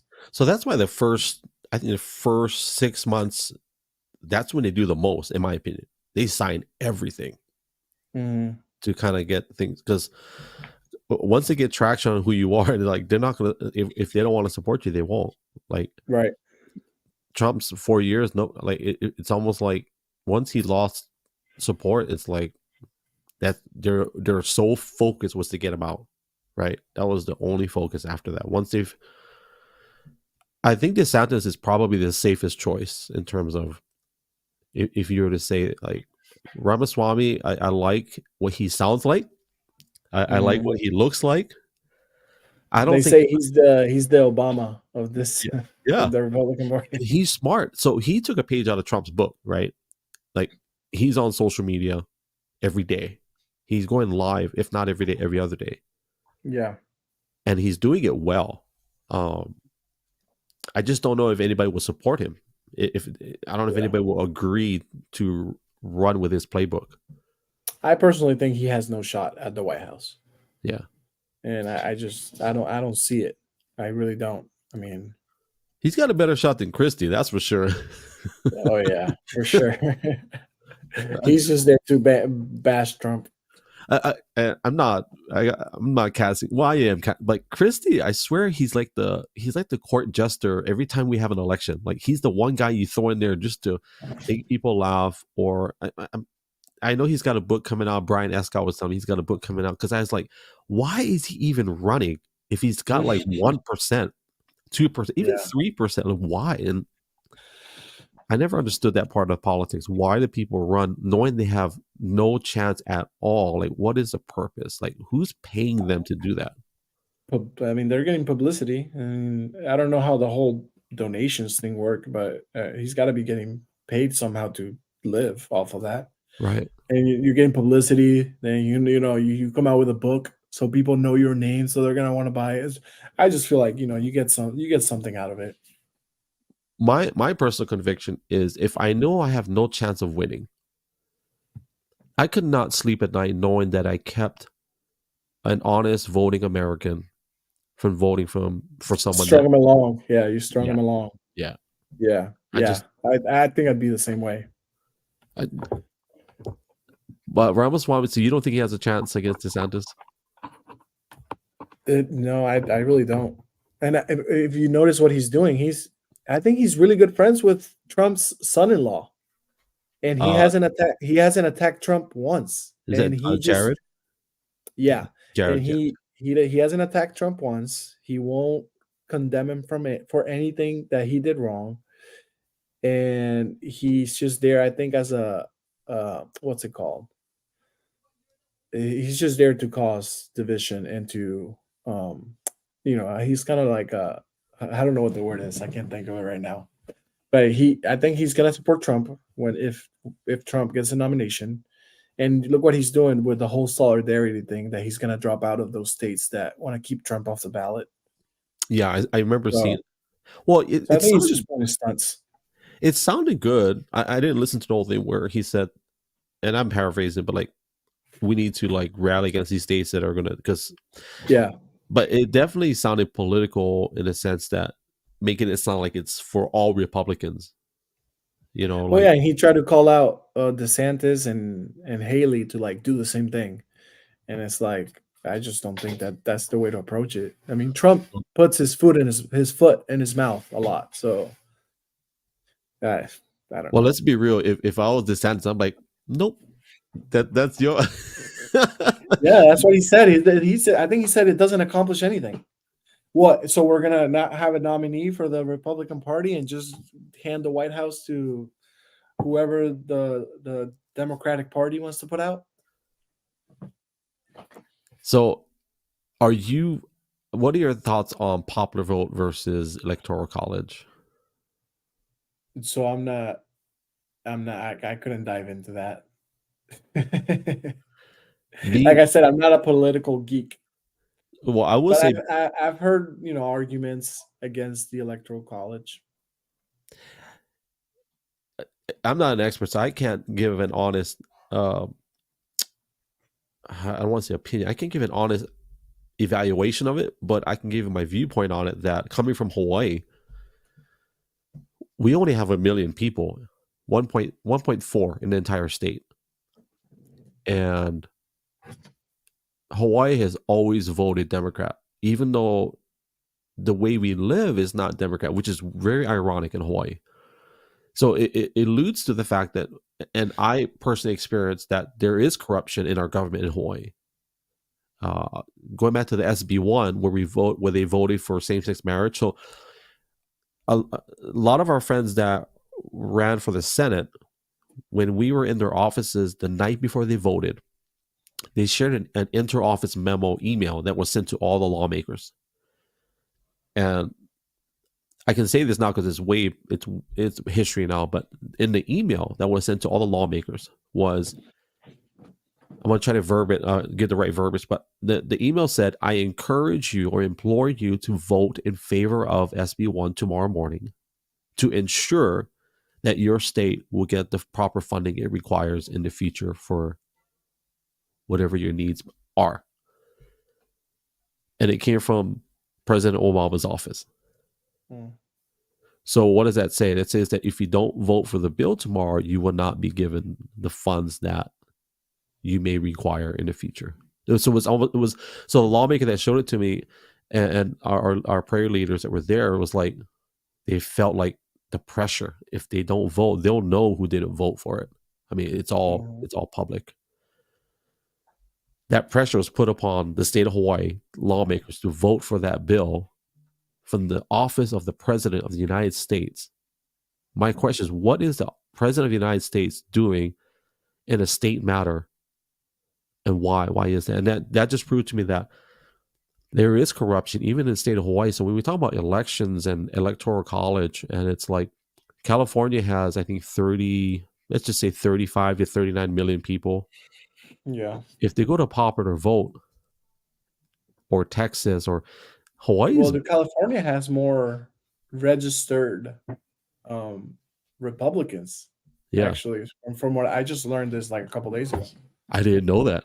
Yeah, me neither. So, but I guess the Democratic Party maybe campaigns better or something, and they just get the votes out there. But if you think about it, our values, you were saying how it's weird that how people in Hawaii they voted Republican, I mean Democrat for so long because you don't really align with them. It's the same thing with the Hispanic vote. I think a lot of people are waking up, but when you look at the values and kind of where you align, and you just I don't understand. I guess the Democratic Party just does a better job of selling themselves and making it sound pretty. Caleb, I was Thank reading. I can see Tala's number right here. Tala is my she is my accountability. She's she's stats. She's everything. She's been with me since 2015, 2016. I'm so grateful that she's taking the time to listen to us. Oh, she's legit, bro. I'm telling you. Um, was it yesterday? Yeah, it was just yesterday. I did a podcast with her, and she's like, Yeah, I listened to it. and she was like, she's texting me like, and I'm gonna paraphrase it, Tala, but she's like, "What the heck? Why are we late? Like, what is this? Hawaii? We operate on island Hawaiian time?" I was like, "Yeah, hello." But that's Tala. You know what? That's funny. Oh, this is the question I was going to ask you. So you talk about Hispanic. So, do you consider yourself Hispanic? Yeah, Latino, Hispanic. I use both. Either one. Can we talk about that? Because Sure. in Hawaii we don't use the word Asian. So Mm. I'm Hawaiian, Chinese, Filipino. Growing up, if you and I are in a room, I look at you and let's just pretend that you're I'm gonna pretend you're Portuguese, okay? And I say, Mhm. oh, Mom, this is my friend Carlos. His mom is Portuguese. His dad is Hawaiian. He's Portuguese Hawaiian. That's how we would. And it's not that we're discriminating or separating. We took pride in what we were. And so, anyways, when I came to Oregon, I heard the term. I saw. I'm going to use a word. I saw Asian people calling themselves Asian. So I'm like, what kind of Asian are you? And Mhm. then they go, oh, I'm Korean. Oh, okay. And they're like, why? Why do you ask? I said, because it's important. I don't know. 'Cause I'm part Chinese, Hawaiian, Filipino. But I found that they categorize people in boxes. And let's shove all these people in this box, all these people in this box. And that's how we're going to keep them separated. I'm not getting political, but that's how we keep them separated. We can identify that way. Well, the question I have is here in Oregon, I hear people, or even on TV, they'll say, oh, the whites and the blacks. You've heard people say that, right? The whites, oh, the whites. Mhm. So my question is, why is it okay to say that? What am The, I? Am I the brown? the- I think so. Yeah, I think we're brown. I'm No, brown too. I'm the yellows. Oh yeah. I'm the yellows. I'm brown. I'm the yellows. But the funny thing is that when I have to fill out paperwork for doctors or something, I'm Yeah, yeah. considered white. That's where I have to like fill in white. So yeah, I've yet to see some of that privilege. I have a white privilege card somewhere. My brother bought one. No, it's a real card. You can buy it on I know. Amazon. I've seen him. I've seen him. You just That's show the funny. thing. Yeah, I know. My dad has That's one too. hilarious. Yeah. That's hilarious, You know what's man. funny? And I don't think it's racial, but since I've been in Oregon, I've been put over 5 times. You have. Yeah. I haven't been given a ticket, Wow. but 2 out of the 5 are legit stops. Like, but they're not a big deal. Like I made a turn and I didn't stay in my lane. I went to the outside lane. I think everybody does that just by default, unless there's 2 turning Yeah. lanes, right? But Or unless there's a cop around. yeah, yeah. But I just didn't think of it. Like, so that's one that's a legit. And the other ones were I had my dash cams and all that, but I just somebody asked me today, oh, do you think they're profiling you? I said, I don't know if they can see in the car, but they might have been, but it's hard to see inside my car. Yeah. But it depends on what I'm driving too. Where we live now, it's a red town, and I think they call it red towns, conservative town or red city. Mm, yeah, I think Republicans. so. So if I'm not driving a Ford pickup truck or a Chevy, they're gonna pull you over because you're suspicious. Mm, If you're okay. driving an Audi or a Subaru or a BMW, they're gonna pull you over. I don't think that's racial. I think that's just we're gonna get some money from this guy. you know? Probably. Yeah. That's funny. Well, let me ask a few more, and I think we can land the plane soon. Okay. Let's talk about X for a second. Okay.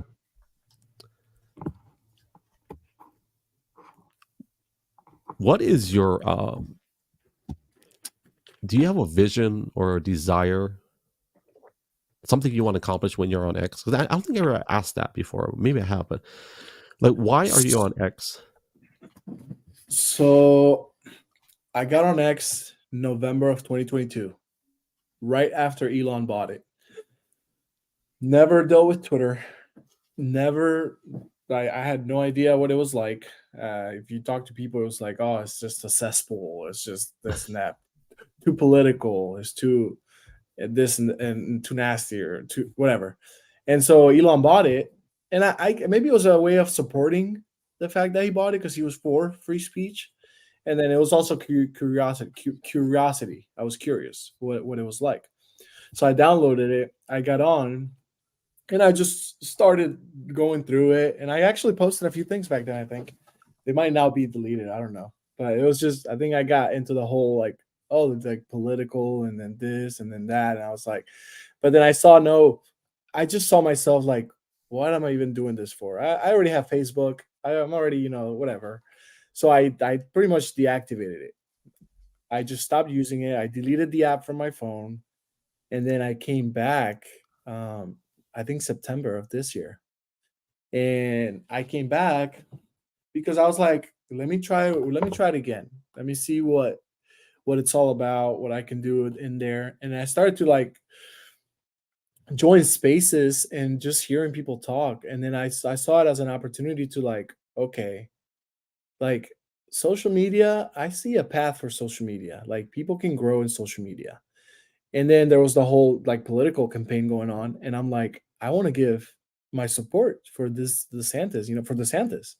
I think he stands for my values, and I want to support him any way I can. I want people to see that he has support from regular people like me, and so that was one of the things. And then I started to see the whole like monetization aspect of it, and I was like, wait a minute, you mean to tell me that if I reach these milestones, I can like start getting paid? And so then it became a goal to do that as well.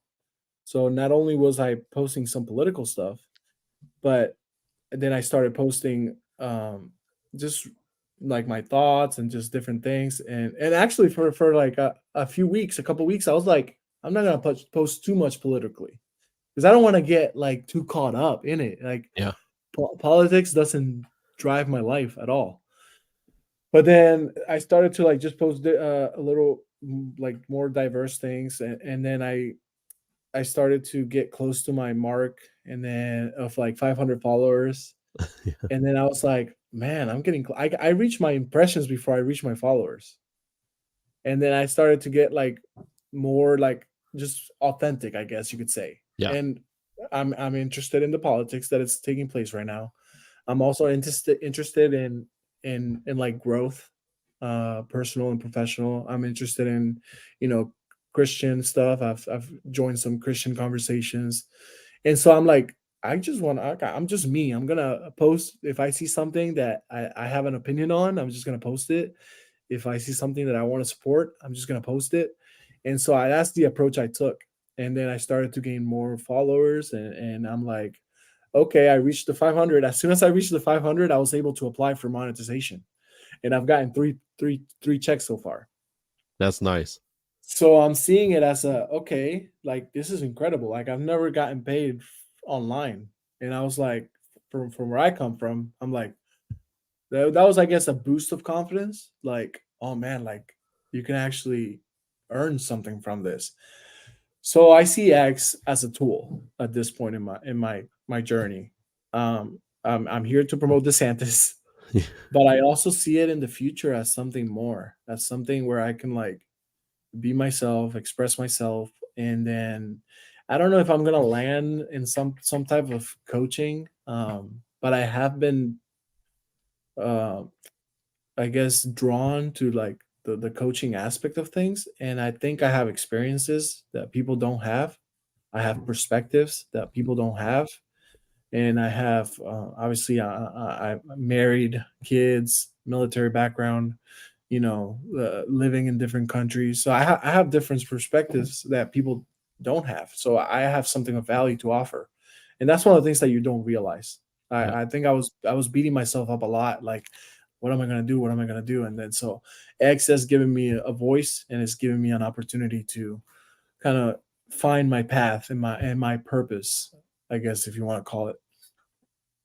So you're fairly new. Like prior to X, you're on Facebook primarily or Yeah. social media. Okay. And it's all family. If you think about it, Facebook, I only see people that I know, and I'm like, okay. And then the whole COVID happened, and you weren't allowed to talk about anything. And my post, I think I'm deboosted on Facebook if I'm being honest, because I post anything and it's like doesn't get anything, not even from family or nothing, and I'm like, okay, it is what it is, but I still post every now and then. But I grew tired of Facebook. I guess I keep it just for the family. But Same here. X is so much bigger. Like, where else can I join a space and listen to Elon Musk talk live and just share his thoughts on something? Where else can I meet somebody like you and then, like, a month or two later be on this the podcast talking to each other? So it's like the opportunities that it's providing, it's like it's mind blowing to me. I think Spaces kind of took a lot of people by surprise. So for people that don't know, it's funny because there's an old school people that I run with from years ago. 'Cause I've been on Twitter for at least 7 years before Elon and all that. And what a lot of people don't realize is that people are discovering this live video function, and it's they're saying, "Oh wow, we can go live now." I'm like, "No, we've been able to go live for 7, 8 years now." And it's funny because it just shows. So Tala's in here. Like there was a monetization model when they have the live video. I was averaging about $140 a month just by going live, and people would they would call it like super hard. You would purchase and they could tap the screen and they would donate money. So our viewers would pay us money basically. So every month I would get a check from Twitter, deposit, seeing how you're getting with the ad revenue. Mhm. So they had that live video format. And now that this will tie into politics. So I was watching, I think it was Donald Trump at a press conference. And I was doing it on my lunch break, and he was on Fox News. The video froze. I'm like, what the heck? So we went to CNN, and the video froze. It says, "Please pardon the whatever. We have technical difficulties." Well, if you know, I'm gonna turn on my phone, and he was live on at the app was called Periscope, which Twitter owned, and Mm. we were watching it live, and it was live. Somebody had a cell phone at the press conference, broadcasting the press conference. There was no technical difficulties with the person's cell phone, but it was so ironic that both networks could not get a video feed. And what Trump said in that press conference was something that wasn't nice. It wasn't favorable for the mainstream media. And I remember that moment. And like, these guys are dirty.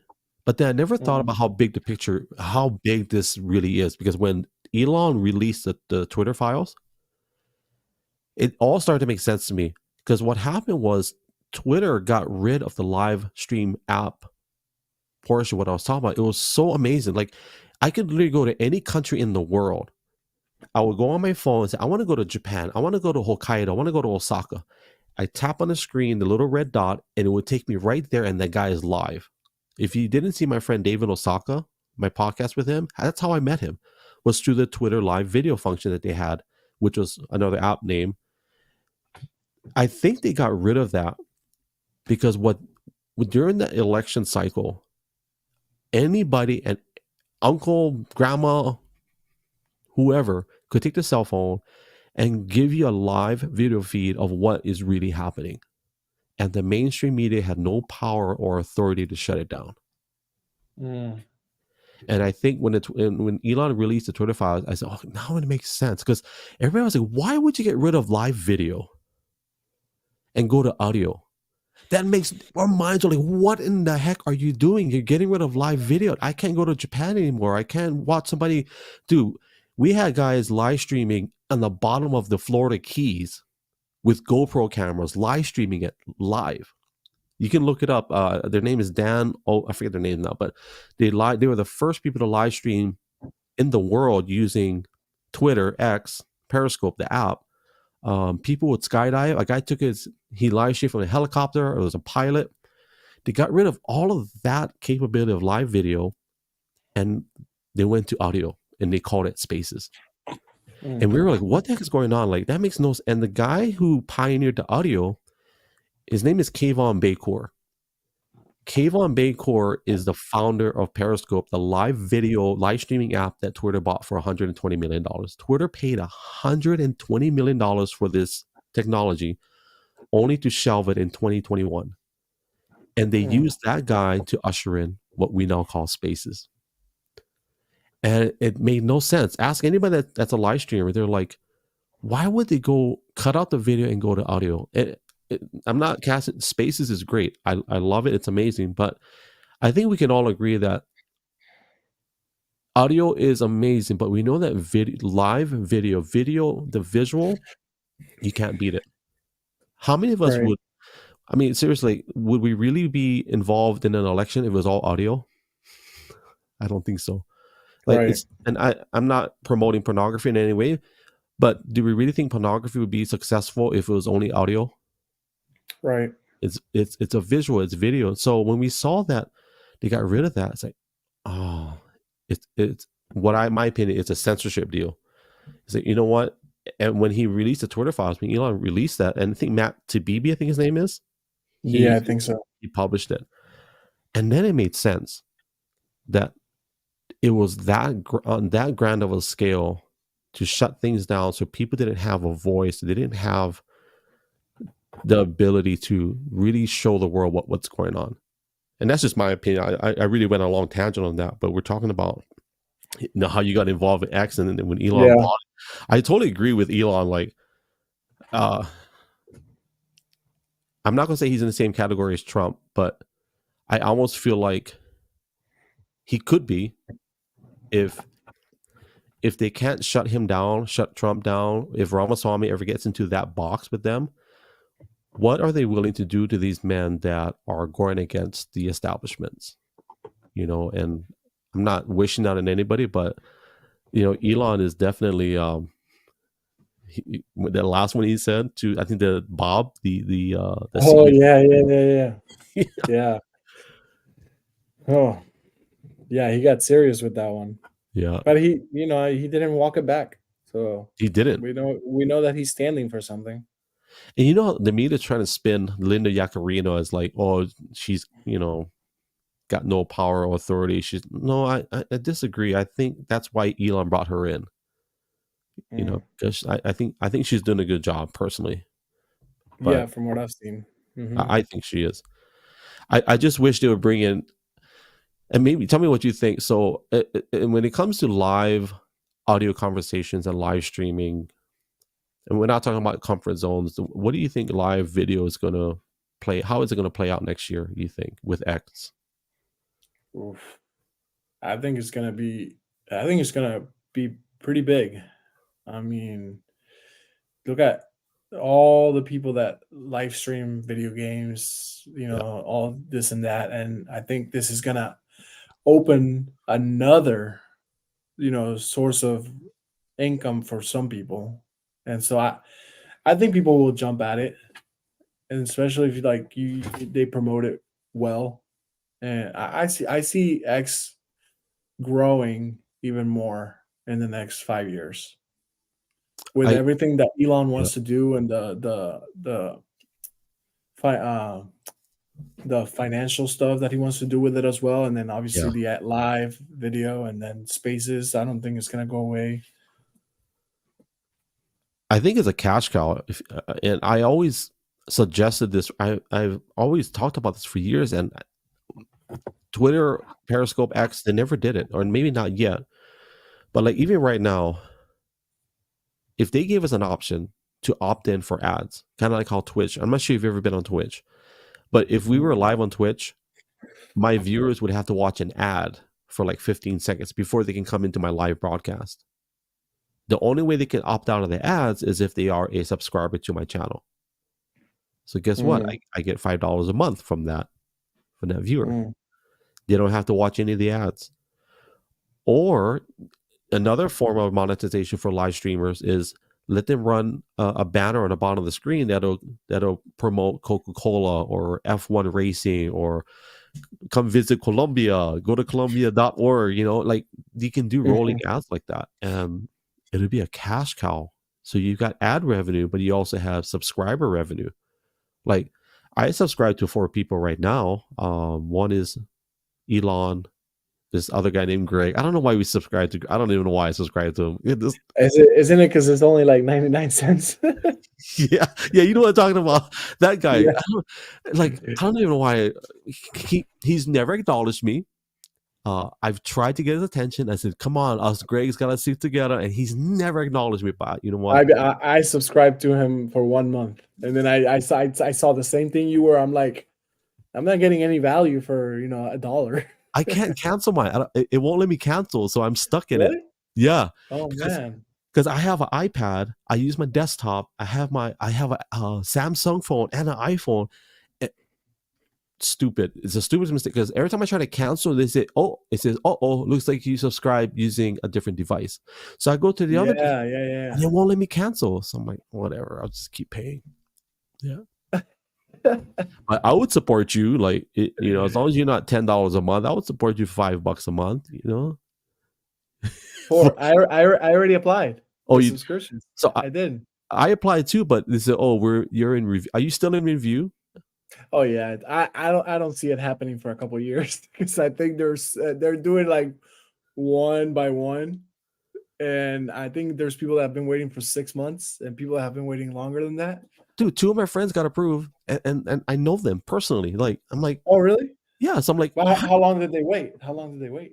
not that long. But the thing is, um, this is my opinion. I never analyzed it till now, but one of them is Judy Riley. If you look at who I subscribe to, she's in Hawaii. She doesn't get, and I'm gonna maybe stir up the pot. That's okay. We don't have a lot of people watching at this moment, but there's a lot of people that pay for impressions, right? And Mm, it is good in the eyes of a advertiser because they're like, "Oh wow, this guy gets a lot of views." Well, the problem is the conversion rate. I don't know how good that is. Nobody knows because I asked, and we can talk about this now. But I've been approached by, I would say, 2 or 3 people that say, "Hey, would you like me to promote your brand and your mm, profile, and we'll promise you, um, whatever." I'm just throw a fake number, 100,000 impressions per day, whatever.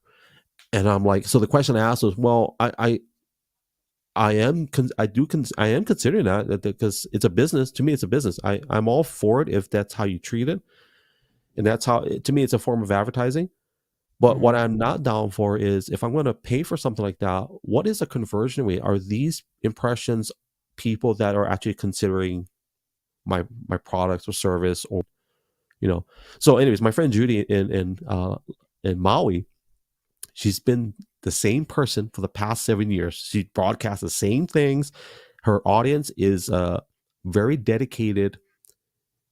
Like, they know who she is. They follow her. They subscribe to her for that specific reason. And I think that's one of the metrics that they look at. It's not just total number, but like, what is the conversion rate? If they click on her name, do they go to the next step, which is maybe a link, or do they retweet or repost, or are they commenting? right. I don't think it's just about total numbers, and and it's just my opinion. I think those people get looked at differently because they may actually generate more revenue than people that have beautiful glamour metrics. You know Mm, what I mean? yeah. I preach about that all the time. Like, glamour metrics are good at face value, but the problem is, what are you convert? Are we converting those numbers into something legitimate? Right. And I ain't gonna call nobody out, but you can tell who's doing it because if they have 1,000 or 3,000 live viewers on the broadcast, and then the next thing they post up, they have like 300 people look at it, you know that there's something going on. Like, why are they only looking at Right. this? And so, we've been around the block for a little while, so we're not, you know, but I'm excited for live video in that respect, that it's a cash cow if they do it right. And if they treat the content creators right. And I know we're all excited and we're very positive about it. But my hair, what the heck? But I will say, what's his name? The Beast, Mr. Beast. Uh-huh. He got some headlines recently. So he said, I uploaded a video, like it, or I'm gonna kick you or whatever, beat you up or something. And somebody said, well, post it here on Twitter, on X. And he replied, oh, actually, Elon said, yeah, do it. And then the Mr. Beast replied and said, I spend millions of dollars making all of my videos. If I post it on here, I won't even recover anywhere near what I invested in those videos. And so when he said that, he started to trend on X on Twitter. And so it reminded me that as good as the platform is or can be, it'll live and die by the way they treat the creators. And Yeah. I will share caution to anybody that is on cloud nine. Just remember that every great platform has had its heyday. Twitter had it when they had Periscope as a live streaming app, and then they went down after that. Elon came in and bought it, and now we're looking up again. Twitch had its heyday. I think Twitch created more millionaires than any other live stream platform on the planet, Wow. other than YouTube. But YouTube came a little bit late to the. So I am excited for X. I just hope that they treat the creators right and they pay accordingly. You know. Right. Did you ever share your ad revenue share with anybody on online? I did the first one. You did? Yeah, it was Yeah. like $30. Yeah. Hey, it works. Yeah. Yeah. It Well, works. now I'm averaging like I'm still a very small account, very Yeah. very small. So I'm averaging like 6 million impressions a month, and it's been like $30, and then I think it's been like $70 combined for like 2 months. So it's it's $70 I didn't have before, and it's paying for my X subscription. Yeah. I couldn't. So when I first started on social media on Twitter at the time, I was on it. I was live streaming every day, and my wife was like, "What are you doing? Like you're at work? I was live streaming at work, bro. Hey, so I would be on my lunch break at work, and so we had this canoe. So we take the canoe out and we'll go to these. If you watch my video, you'll see it. But we'll take the canoe out to the islands. And we go canoe surfing on my lunch break, and I'll live stream, Okay. us in the ocean. And so, anyways, my wife was like, "What are you doing? If you're going to be spending all this time, you better figure out a way to make money on this." So, you know what we did? We ended up buying Twitter stock. So, Okay. yeah. So that was our way of making money on social media. Well, that was way back in the day. I think we bought it at $16 whenever it was 16, and I think when Elon bought it, I think he was trying to buy it at $46 or whatever it was. But I couldn't wait for them to. I was trying to monetize, and I said, you know what? I'm gonna monetize myself, and I would encourage anybody, and even you, man. Like if you've got like you talking about the coaching and all, man, just do it. Like it's so Yeah. it's available, right? Like for me, I have a website and I have links to like I sell t-shirts and coffee cups and all kinds of silly. I mean, hey, if I wake up tomorrow morning and I made like $50, hey, hallelujah. You know what I mean? And then Right. companies like I'll tell you, reach out to these guys. I'll send you the info. But like this is one of my partners, Archon Mount. So like they have all this equipment. Like I get 10%. I forgot. I think 10% of whatever. If my followers buy products from them, and of course you give them a discount and all that stuff. Of course, my DUBBY energy drinks, but there's people willing to throw money out there. If you got content, my dream sponsor would be Manscaped. Yeah, yeah, Manscaped. I already tried. You reached out to them? Yeah, I emailed them twice, and like they send you the automated, hey, thank you for that. Somebody will reach out to you, and then somebody reached out to me, and they go, oh, we're sorry, you don't meet our criteria at this time. Check back in the future, but they don't tell me what the criteria is. I reached out to Butcher Box. Oh, nice. Okay. Yeah, because I love to eat meat. So I think I emailed like so far 60 companies. And okay, and they all, how many reached out back out? About 20, maybe 20. But I've been doing this for a while. Like there's other companies. I was sponsored by a scuba company for like about 3 months, and I didn't make any money with them. So it's like, what's the point of me doing this? Like I'm fronting. What did it say? I'm just fooling people. Like, so I dropped that. My famous story is Pedigo. You ever heard of Pedigo e-bikes, electric bikes? They were a sponsor for 2 or 3 months. So they gave me a bike, and I used to live stream. I don't know if Tali remembers this, but hey, Karen, Karen's on here. But Yeah, so I used to ride this bike, dude, this $3,000 bike, and they gave me a bike to ride, and I would have to basically promote the bike. I would have to take pictures and do. I think at the time it Mhm. was like one post every 5 days or something, and then I would give a promo code for 10%. I think it was 10% off the bike, whatever. Well, the problem was the bike was the starter bike was at $2,500. So I couldn't get anybody to buy a bike. So it's like, what am I Right. doing? So I went to the I think I forget her name, but the manager. I said, you know what, I can't get anybody to buy a bike. So I turned the bike back in, and I'm like, it was cool though. I will say that was a good experience. I learned like, hey, just ask. Some of Yeah. these companies are Yeah. really The worst they can say is no. yeah. Well, there's companies now that will pay you. Um, I'll send you the if I can find. I'll send you the link. I just applied yesterday, but they'll pay you to do not just ads, but like what do they call it? Strategic placement. Mm. So let's say like we're live right now. Like I'm just pretending, but like Sure is one of the brands I promote, but I don't get paid by them, right? So, but there are companies that will pay you to promote like putting stickers or whatever stuff like that. Right, So, right. Okay. but well, one more. What's one more thing we should talk about before we? I meant to tell you. Well, next time we'll talk about it. But are you gonna actually? Before I ask that question, we should do a spaces. What we talked about earlier about the parenting, the Mm. the whole fatherhood, and even faith. I think we should do one of those, Mhm. and we'll do it just. Have you hosted? You've hosted spaces already. One. You joined my Oh, most successful one. I've tried a few times, and it's just a learning experience. But after you joined the most successful one with like 5 people showed up, we had like a nice conversation, and then I've had a couple others where it was like one person each time, and we just talked back and forth to each other. And then I've had multiple where nobody shows up. So it's a hit or miss, I guess. how did that And make then you feel? you brought Tala. Well, be honest. How did that make you feel when nobody showed up? Indifferent.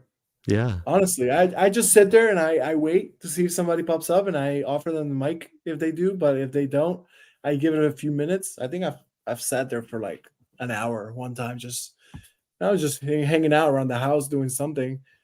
An hour went by, nobody showed up. Oh well, I just close it down, and then I go join another one or the one you joined. I had actually tried twice before. Yeah, I remember. Yeah. And the first one was random. I can't remember. I said I think it was like open mic. Then the second one was uh space until one person joins. And then one person joined. And then I went to talk. I said, "Hey," and they left. Yeah, yeah, we've all done It that. was it was the funniest thing. My wife died laughing when I told her that. She was laughing. She was like, "So you went to talk to them and they just left you hanging?" And I was like, "Yep." And I closed the space because I said space until somebody joins. And then I closed that one down and I opened the one you joined, which was space until somebody speaks. And then you joined and you requested the mic. I'm not going to say who, and this is the mystery of spaces, and I think everybody's got their formula. And before I lay this out, let me just the guy that I worked with for the past, I'd say 4 years, and the company we had, which was Egg Drop, he was a Twitter engineer. There's another guy who runs in our circle, and Tala knows him. We're all friends, but he was also a Twitter engineer. And they will both tell you that everybody's chasing this almighty algorithm in the sky and nobody knows what they're doing. They all act like they do and they all charge you these rates to say, hey, which some of it works. But at the end of the day, I would say we all have to remember that somebody is controlling the algorithm for a reason. And Mm. somebody is changing the values of the metrics that determine the algorithms that will recognize you for a reason. the metrics are, it's kind of like, if you get a job as an employee, you're going to work just as hard as you need to so you don't get fired. Your employer will pay you just enough to where you won't quit. And that's what the algorithm is to content creators. It's like, we got to do just enough so they notice us. And then they're like, okay, we'll give them just enough so they don't leave the app and go somewhere else. Well, I think I saw a documentary or something about TikTok. That's kind of what they do. Yeah. Anybody can sign up, and any random video is gonna go viral. Yeah. And then that gives people psychologically, it just gives you that dopamine, and then you're like, oh man, I can do it again. It's kind of like gambling, I guess. If you want to, you get a win every now and then, and you're like, oh, I can double this, and then you just keep gambling away. I had a viral video on TikTok that hit 170,000 views in like, I think 3 hours. And all it was a clown stepping on a toy, and he screamed his head off, and it wasn't even my video. So I'm like, what the heck? And that's not even who I am. That's not even my content. Right. So, and going back to the spaces, so I'm not going to say who it is because I just thought it was interesting. There was a guy who has, I think, 280,000 followers. He did a spaces, and like 5 people showed up. And then I'm like, how can somebody with 250,000 followers only have 5 people show up to a spaces? Right. And it answers a lot of questions that confirms that what I always preach is that the amount of followers you have does not dictate the amount of people that are going to view your content. That just shows how many people followed you for whatever reason. They could be dead. Right. They could be grandmas, like maybe grandma dropped her phone in the toilet and she can't find you anymore. I mean, it could be anything. And I just found that interesting that someone of so much notoriety could only get 5 people to jump in on his spaces. And then there's someone great, people engage amazing on spaces, and they'll get like 1,000 people to jump in on their spaces. Right. And it's interesting, right, that everybody's chasing this almighty algorithm. But I think the one common denominator is the engagement factor. If you're engaging with each person as much as possible, they're going to come back. No matter what you can do anything. Like you can post a video of a clown and people will watch it. You know what I mean? Right. But it's hilarious, man. We got to do another one. I want to do this organic, bro. So I told Tala in 2024, we're going to do a meetup, organic meetup. We used to do a lot of these where we would travel to different places. We would organize whether a workshop or we would do a meetup, just a social. But I want to do one on the East Coast next year. And I really don't know. We do conferences, my wife and I, so we understand like there's a business side of it. There's also a social aspect of it. I'm erring on the side of making it a bit, we can charge some money, like $50 to attend. You get a workshop. Maybe Carlos can talk a little bit about whatever is your level of expertise at the time. Or I don't know. It's open. So we're going to do something soon. Okay. We're just talking. We're not planning. We're just talking. My wife is like, you already said you're going to California. No, we're just talking. Hey, man, I appreciate you. Anything you want to talk about before we go to rapid fire? Oh man, I'm just grateful. Thank you for your time. Thank you for your platform. Thank you for your friendship. It's been a pleasure to get to know you, and this was a nice conversation, just casual. Not bad for a first time for me. Well, let me say thank you. This is a learning. I'll be straight up with you. This is a learning curve for me. I'm learning every day, and I'm learning different. I've done so much different types of content. I started as a location streamer, meaning I would just show beautiful stuff. Then I went to informational things, teaching people how to do. So I would do tutorials on how to live stream, tutorials on how to do content. And I did so many different things. And we've done a lot of giveaways where we would just, I'll be honest, I would do giveaways just because I wanted people to engage. And that was my way of doing it. And of course, we would bless people. We give them, chocolate from Hawaii, or I give away tripods and all kinds of stuff. But this, what I'm doing now, long form discussion, I love it. And Oh, I got to get better at it. There's a lot of things I got to work on. I'm a one man band right now, but I would love. I have a barn like right over.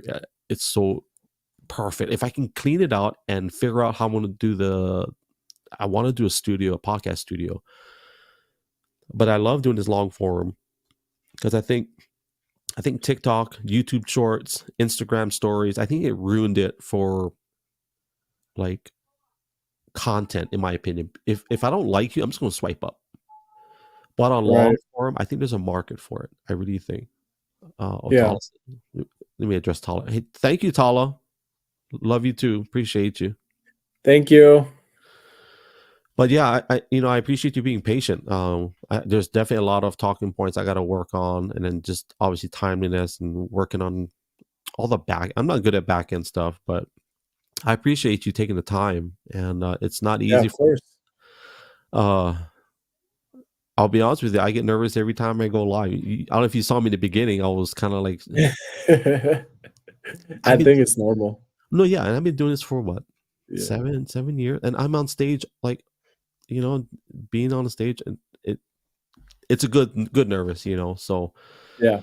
but I do appreciate you, Carlos, and I appreciate what you're doing for your family, what you did for our country. Without sounding corny, I legitimately am grateful for what you did, even though like I don't care if it's 4 years, 20 years. The fact that you made the cut and you served our country, and very much appreciated. Thank you. Thank you, brother. I appreciate you. And I'm looking forward to doing many more organic stuff with you. So, I'll eventually have you as a guest on my oh yeah, you, podcast in the you got your future. equipment. Let's No, do it. well, if I can get it to work right. Well, when the next time, whenever you have time, let me know. We'll troubleshoot it together. Okay, I sounds started good. like that. I have my USB mics back there, and I have the So what is yours wireless now? no. So this is I ain't gonna lie. I bought this for the visual aspect of it. Like this is my Shure SM7B. It's wired. But I have it. I'm getting ready for studio applications. So there's a studio down the road from here that I'm going to do like a it's like a I don't know what you call it. It's a studio space. So I told them I want to use this space for a couple of podcasts and just see what it feels like. And but all this other those are wired as well. But the USB one, this is the one I first started. I started on this. Everybody knows this one. This is the Blue Yeti. This is the beginner. This thing is $140, but it's not that good now. But we all started somewhere, and this is where I started. This is the USB mic, and yeah, I'm gonna keep this. Oh, nice. Yeah, you gotta have to frame it once you have your big old studio. That's my dream, and I don't know how long I'm gonna do this, but it, if I so right now I've got 4 companies that believe in me. Um, 2 of them were guests on my podcast, and so I asked, "Would you be willing to do a partnership, whatever?" I said, "Yeah, great." Well, so I'm like, you know what? Okay, if they believe in me, I'm gonna keep doing this. And so that's why I do that little ad in the beginning because I appreciate the fact that they believe in me and they're willing to support. So, um, but let me land the plane. I appreciate you, Carlos, and we'll get together and we'll talk about getting your setup going. So here we go, All right. rapid fire. For those that don't Oh know, man. when we're ready to land the plane, we're going to do rapid fire. So it's just 10 questions. Carlos has less than 10 seconds to answer. There's no trick questions. They're simple questions just to see what's on his heart at the time. It may change tomorrow or maybe it won't, but here we go. Man. Question number 1. Why did you do this podcast? Oh man, I had to come have a conversation with you. It was a great opportunity for me to grow and just put myself out there. Taco or empanadas? Ooh, uh, a good empanada, man. Yep.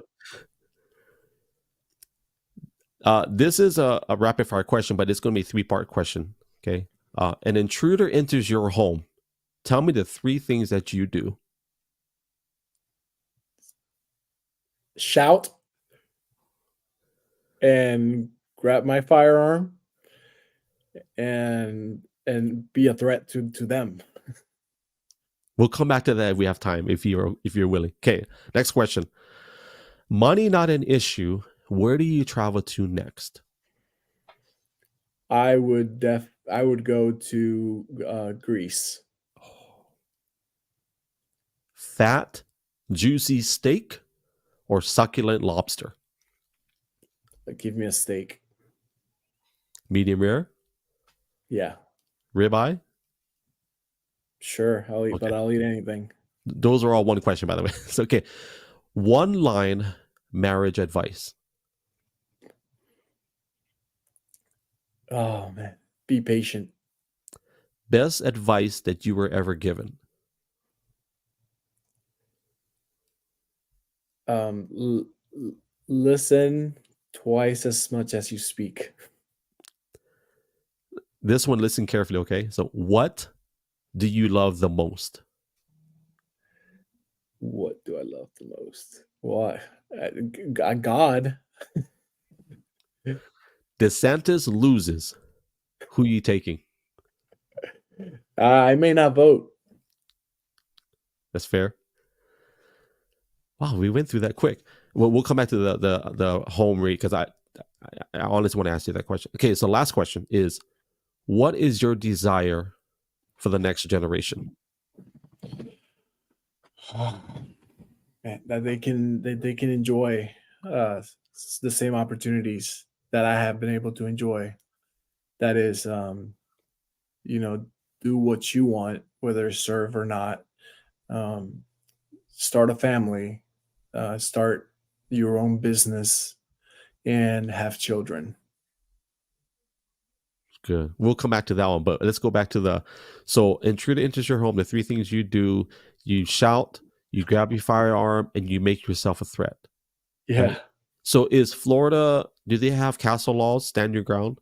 And do you know if they do? Okay. Mm-hmm. So you don't have to retreat into a safe space first in the state of Florida? No. I don't know which state. I think Hawaii is one of them, but you have to retreat to a safe space before you even. Yeah. So you basically, if they're not targeting you, they're allowed to take whatever they want from your home. Yeah. The other thing too is, and I think this is every state, if you fire on someone that's running away, you better prove beyond a shadow of a doubt that you felt that they were posing a threat to human life. Mm-hmm. You can't just shoot somebody in the back if they're running away. But if my daughter's roam and you're heading in that direction, you better believe I'm going to shoot you in the back. Right. I don't know what your intentions are. Yeah. So, yeah. That's fair. We're not getting violent, but hey, we're fathers. Yeah. Okay, so let's close it up with the last question again. So you desire, I agree with you on every single thing you said, and I think if we don't approach this social media from a generational standpoint, just in my opinion, why are we doing this? Mm-hmm. Right? Because there are people that are invested in us right now. There have been people that have been consistently just hanging out, listening, and watching. If we're not giving people something of value, to me, value can be laughter. They can learn something, maybe be entertained, but something that they can take away and say, you know what, I appreciate what Carlos did today. I appreciate him sharing his heart, and I appreciate Greg, flexing on his Marine Corps shorts in the beginning. You know what I mean? Like, I appreciate that. But from a generational standpoint, as fathers, I will say I agree with you 100%. I want my kid. Say it again. I was going to say, but that a few months ago I took an assessment to find a path for me where somewhere I would thrive, and it came to the conclusion that my mission, something that I would do very well, or my mission, is to influence, and I think social media offers me that opportunity. Yep. Some careers that go with it is coaching. Some careers that go with it is writing. Careers that go with it is politics. Now, which one am I going to pick? Like I said, I'm not sure. Coaching draws my attention. I feel like I have something to offer. But I just heard it recently on another podcast. Legacy is not what you leave, is who you leave it in. So basically my kids are gonna be my legacy. You know, what values am I instilling in them? So my goal my goal is to influence them the best that I can, so that they can thrive in this world. And now that I'm growing on social media, my goal is to hopefully encourage and influence people so that they can take advantage of their opportunities, or whatever it may be. I got to add another question, and I'm gonna answer the question too. So, who is Carlos? Who is Carlos? Not who do you want Carlos to be? Who? Well, Carlos is he's a natural born leader. I noticed that at a very young age. He's somebody that can fall into the trap of pride. I can be prideful at times. I am somebody that is humble. Carlos is somebody that is humble, and I am somebody that fears the Lord, and I am somebody that is proud of my family and proud of the country that I live in. So I guess those are some of the things that I want to be somebody that's compassionate and somebody that uh, gives more than he takes. I will tell you this. You are a great man. You're, from what I gather, you're a great husband. You're a great Thank father. you. Um,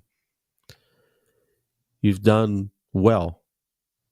And I think in this season, what I believe, and just something God put in my heart just to share with you, is that in your journey, in my journey, in our journey, there's going to be a lot of opportunities placed in front of us that are going to be seasons of things that we do, not to just show the world who we are, but what I believe that God has placed us in this chapter, in this season of our life, to influence the generations.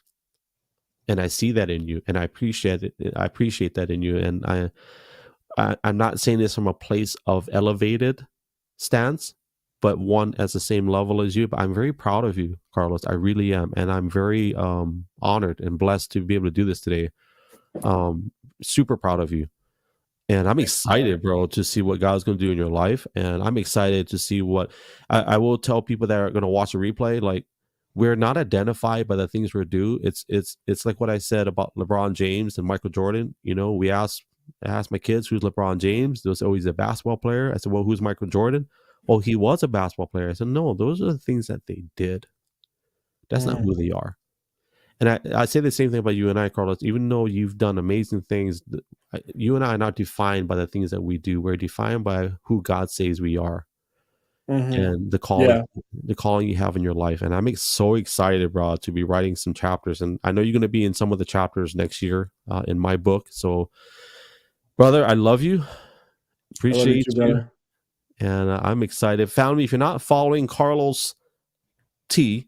His username is actually at Carlos underscore FL, which stands for Florida as Yeah, well. FL Okay. for Florida. Yeah. If you want to follow him on Instagram, you can follow him there. You can check out all his Daisy Duke shorts that he likes to wear because he's a Marine at heart. I, He's I a I Marine. just got back. I just got back to Instagram. Oh, I haven't been there in a long time, but I may hop back on. I'm promoting his Marine Corps shorts. If you don't know anything about, I'm telling you, research Marine Corps Marines and their shorts. They They're love called their shorts. skivvies. Just Skivvies. give me when I land the plane, Carlos, it's been a pleasure and an honor. And I'm gonna do my Thank you, bro. fancy video. Once we're done, we'll end it, and then you and I will be in the back lobby still. And I just want to do Okay. my formal, organic, personal goodbyes to them. So, Okay. Okay. Okay. You family, got we it. love you. Thank you for being here. Make sure to follow Carlos at Carlos underscore Thank FL. you. Man, it's been fun, and I'm learning. You guys are learning. Thank you for being with us on this journey. Also, a very special thanks to DUBBY Energy Drinks, who are one of the partners, sponsors of this broadcast. Go to dubby.gg, buy your energy drinks, and also input gLO 808 for 10% off your entire order. On behalf of Brother Carlos and myself, we love you guys. God bless you guys. As I always say, much mahalo, and you guys have a blessed evening. Aloha. This is the awkward part where I'm trying to find a video. Where is it at? Here we go. All right. See you guys later.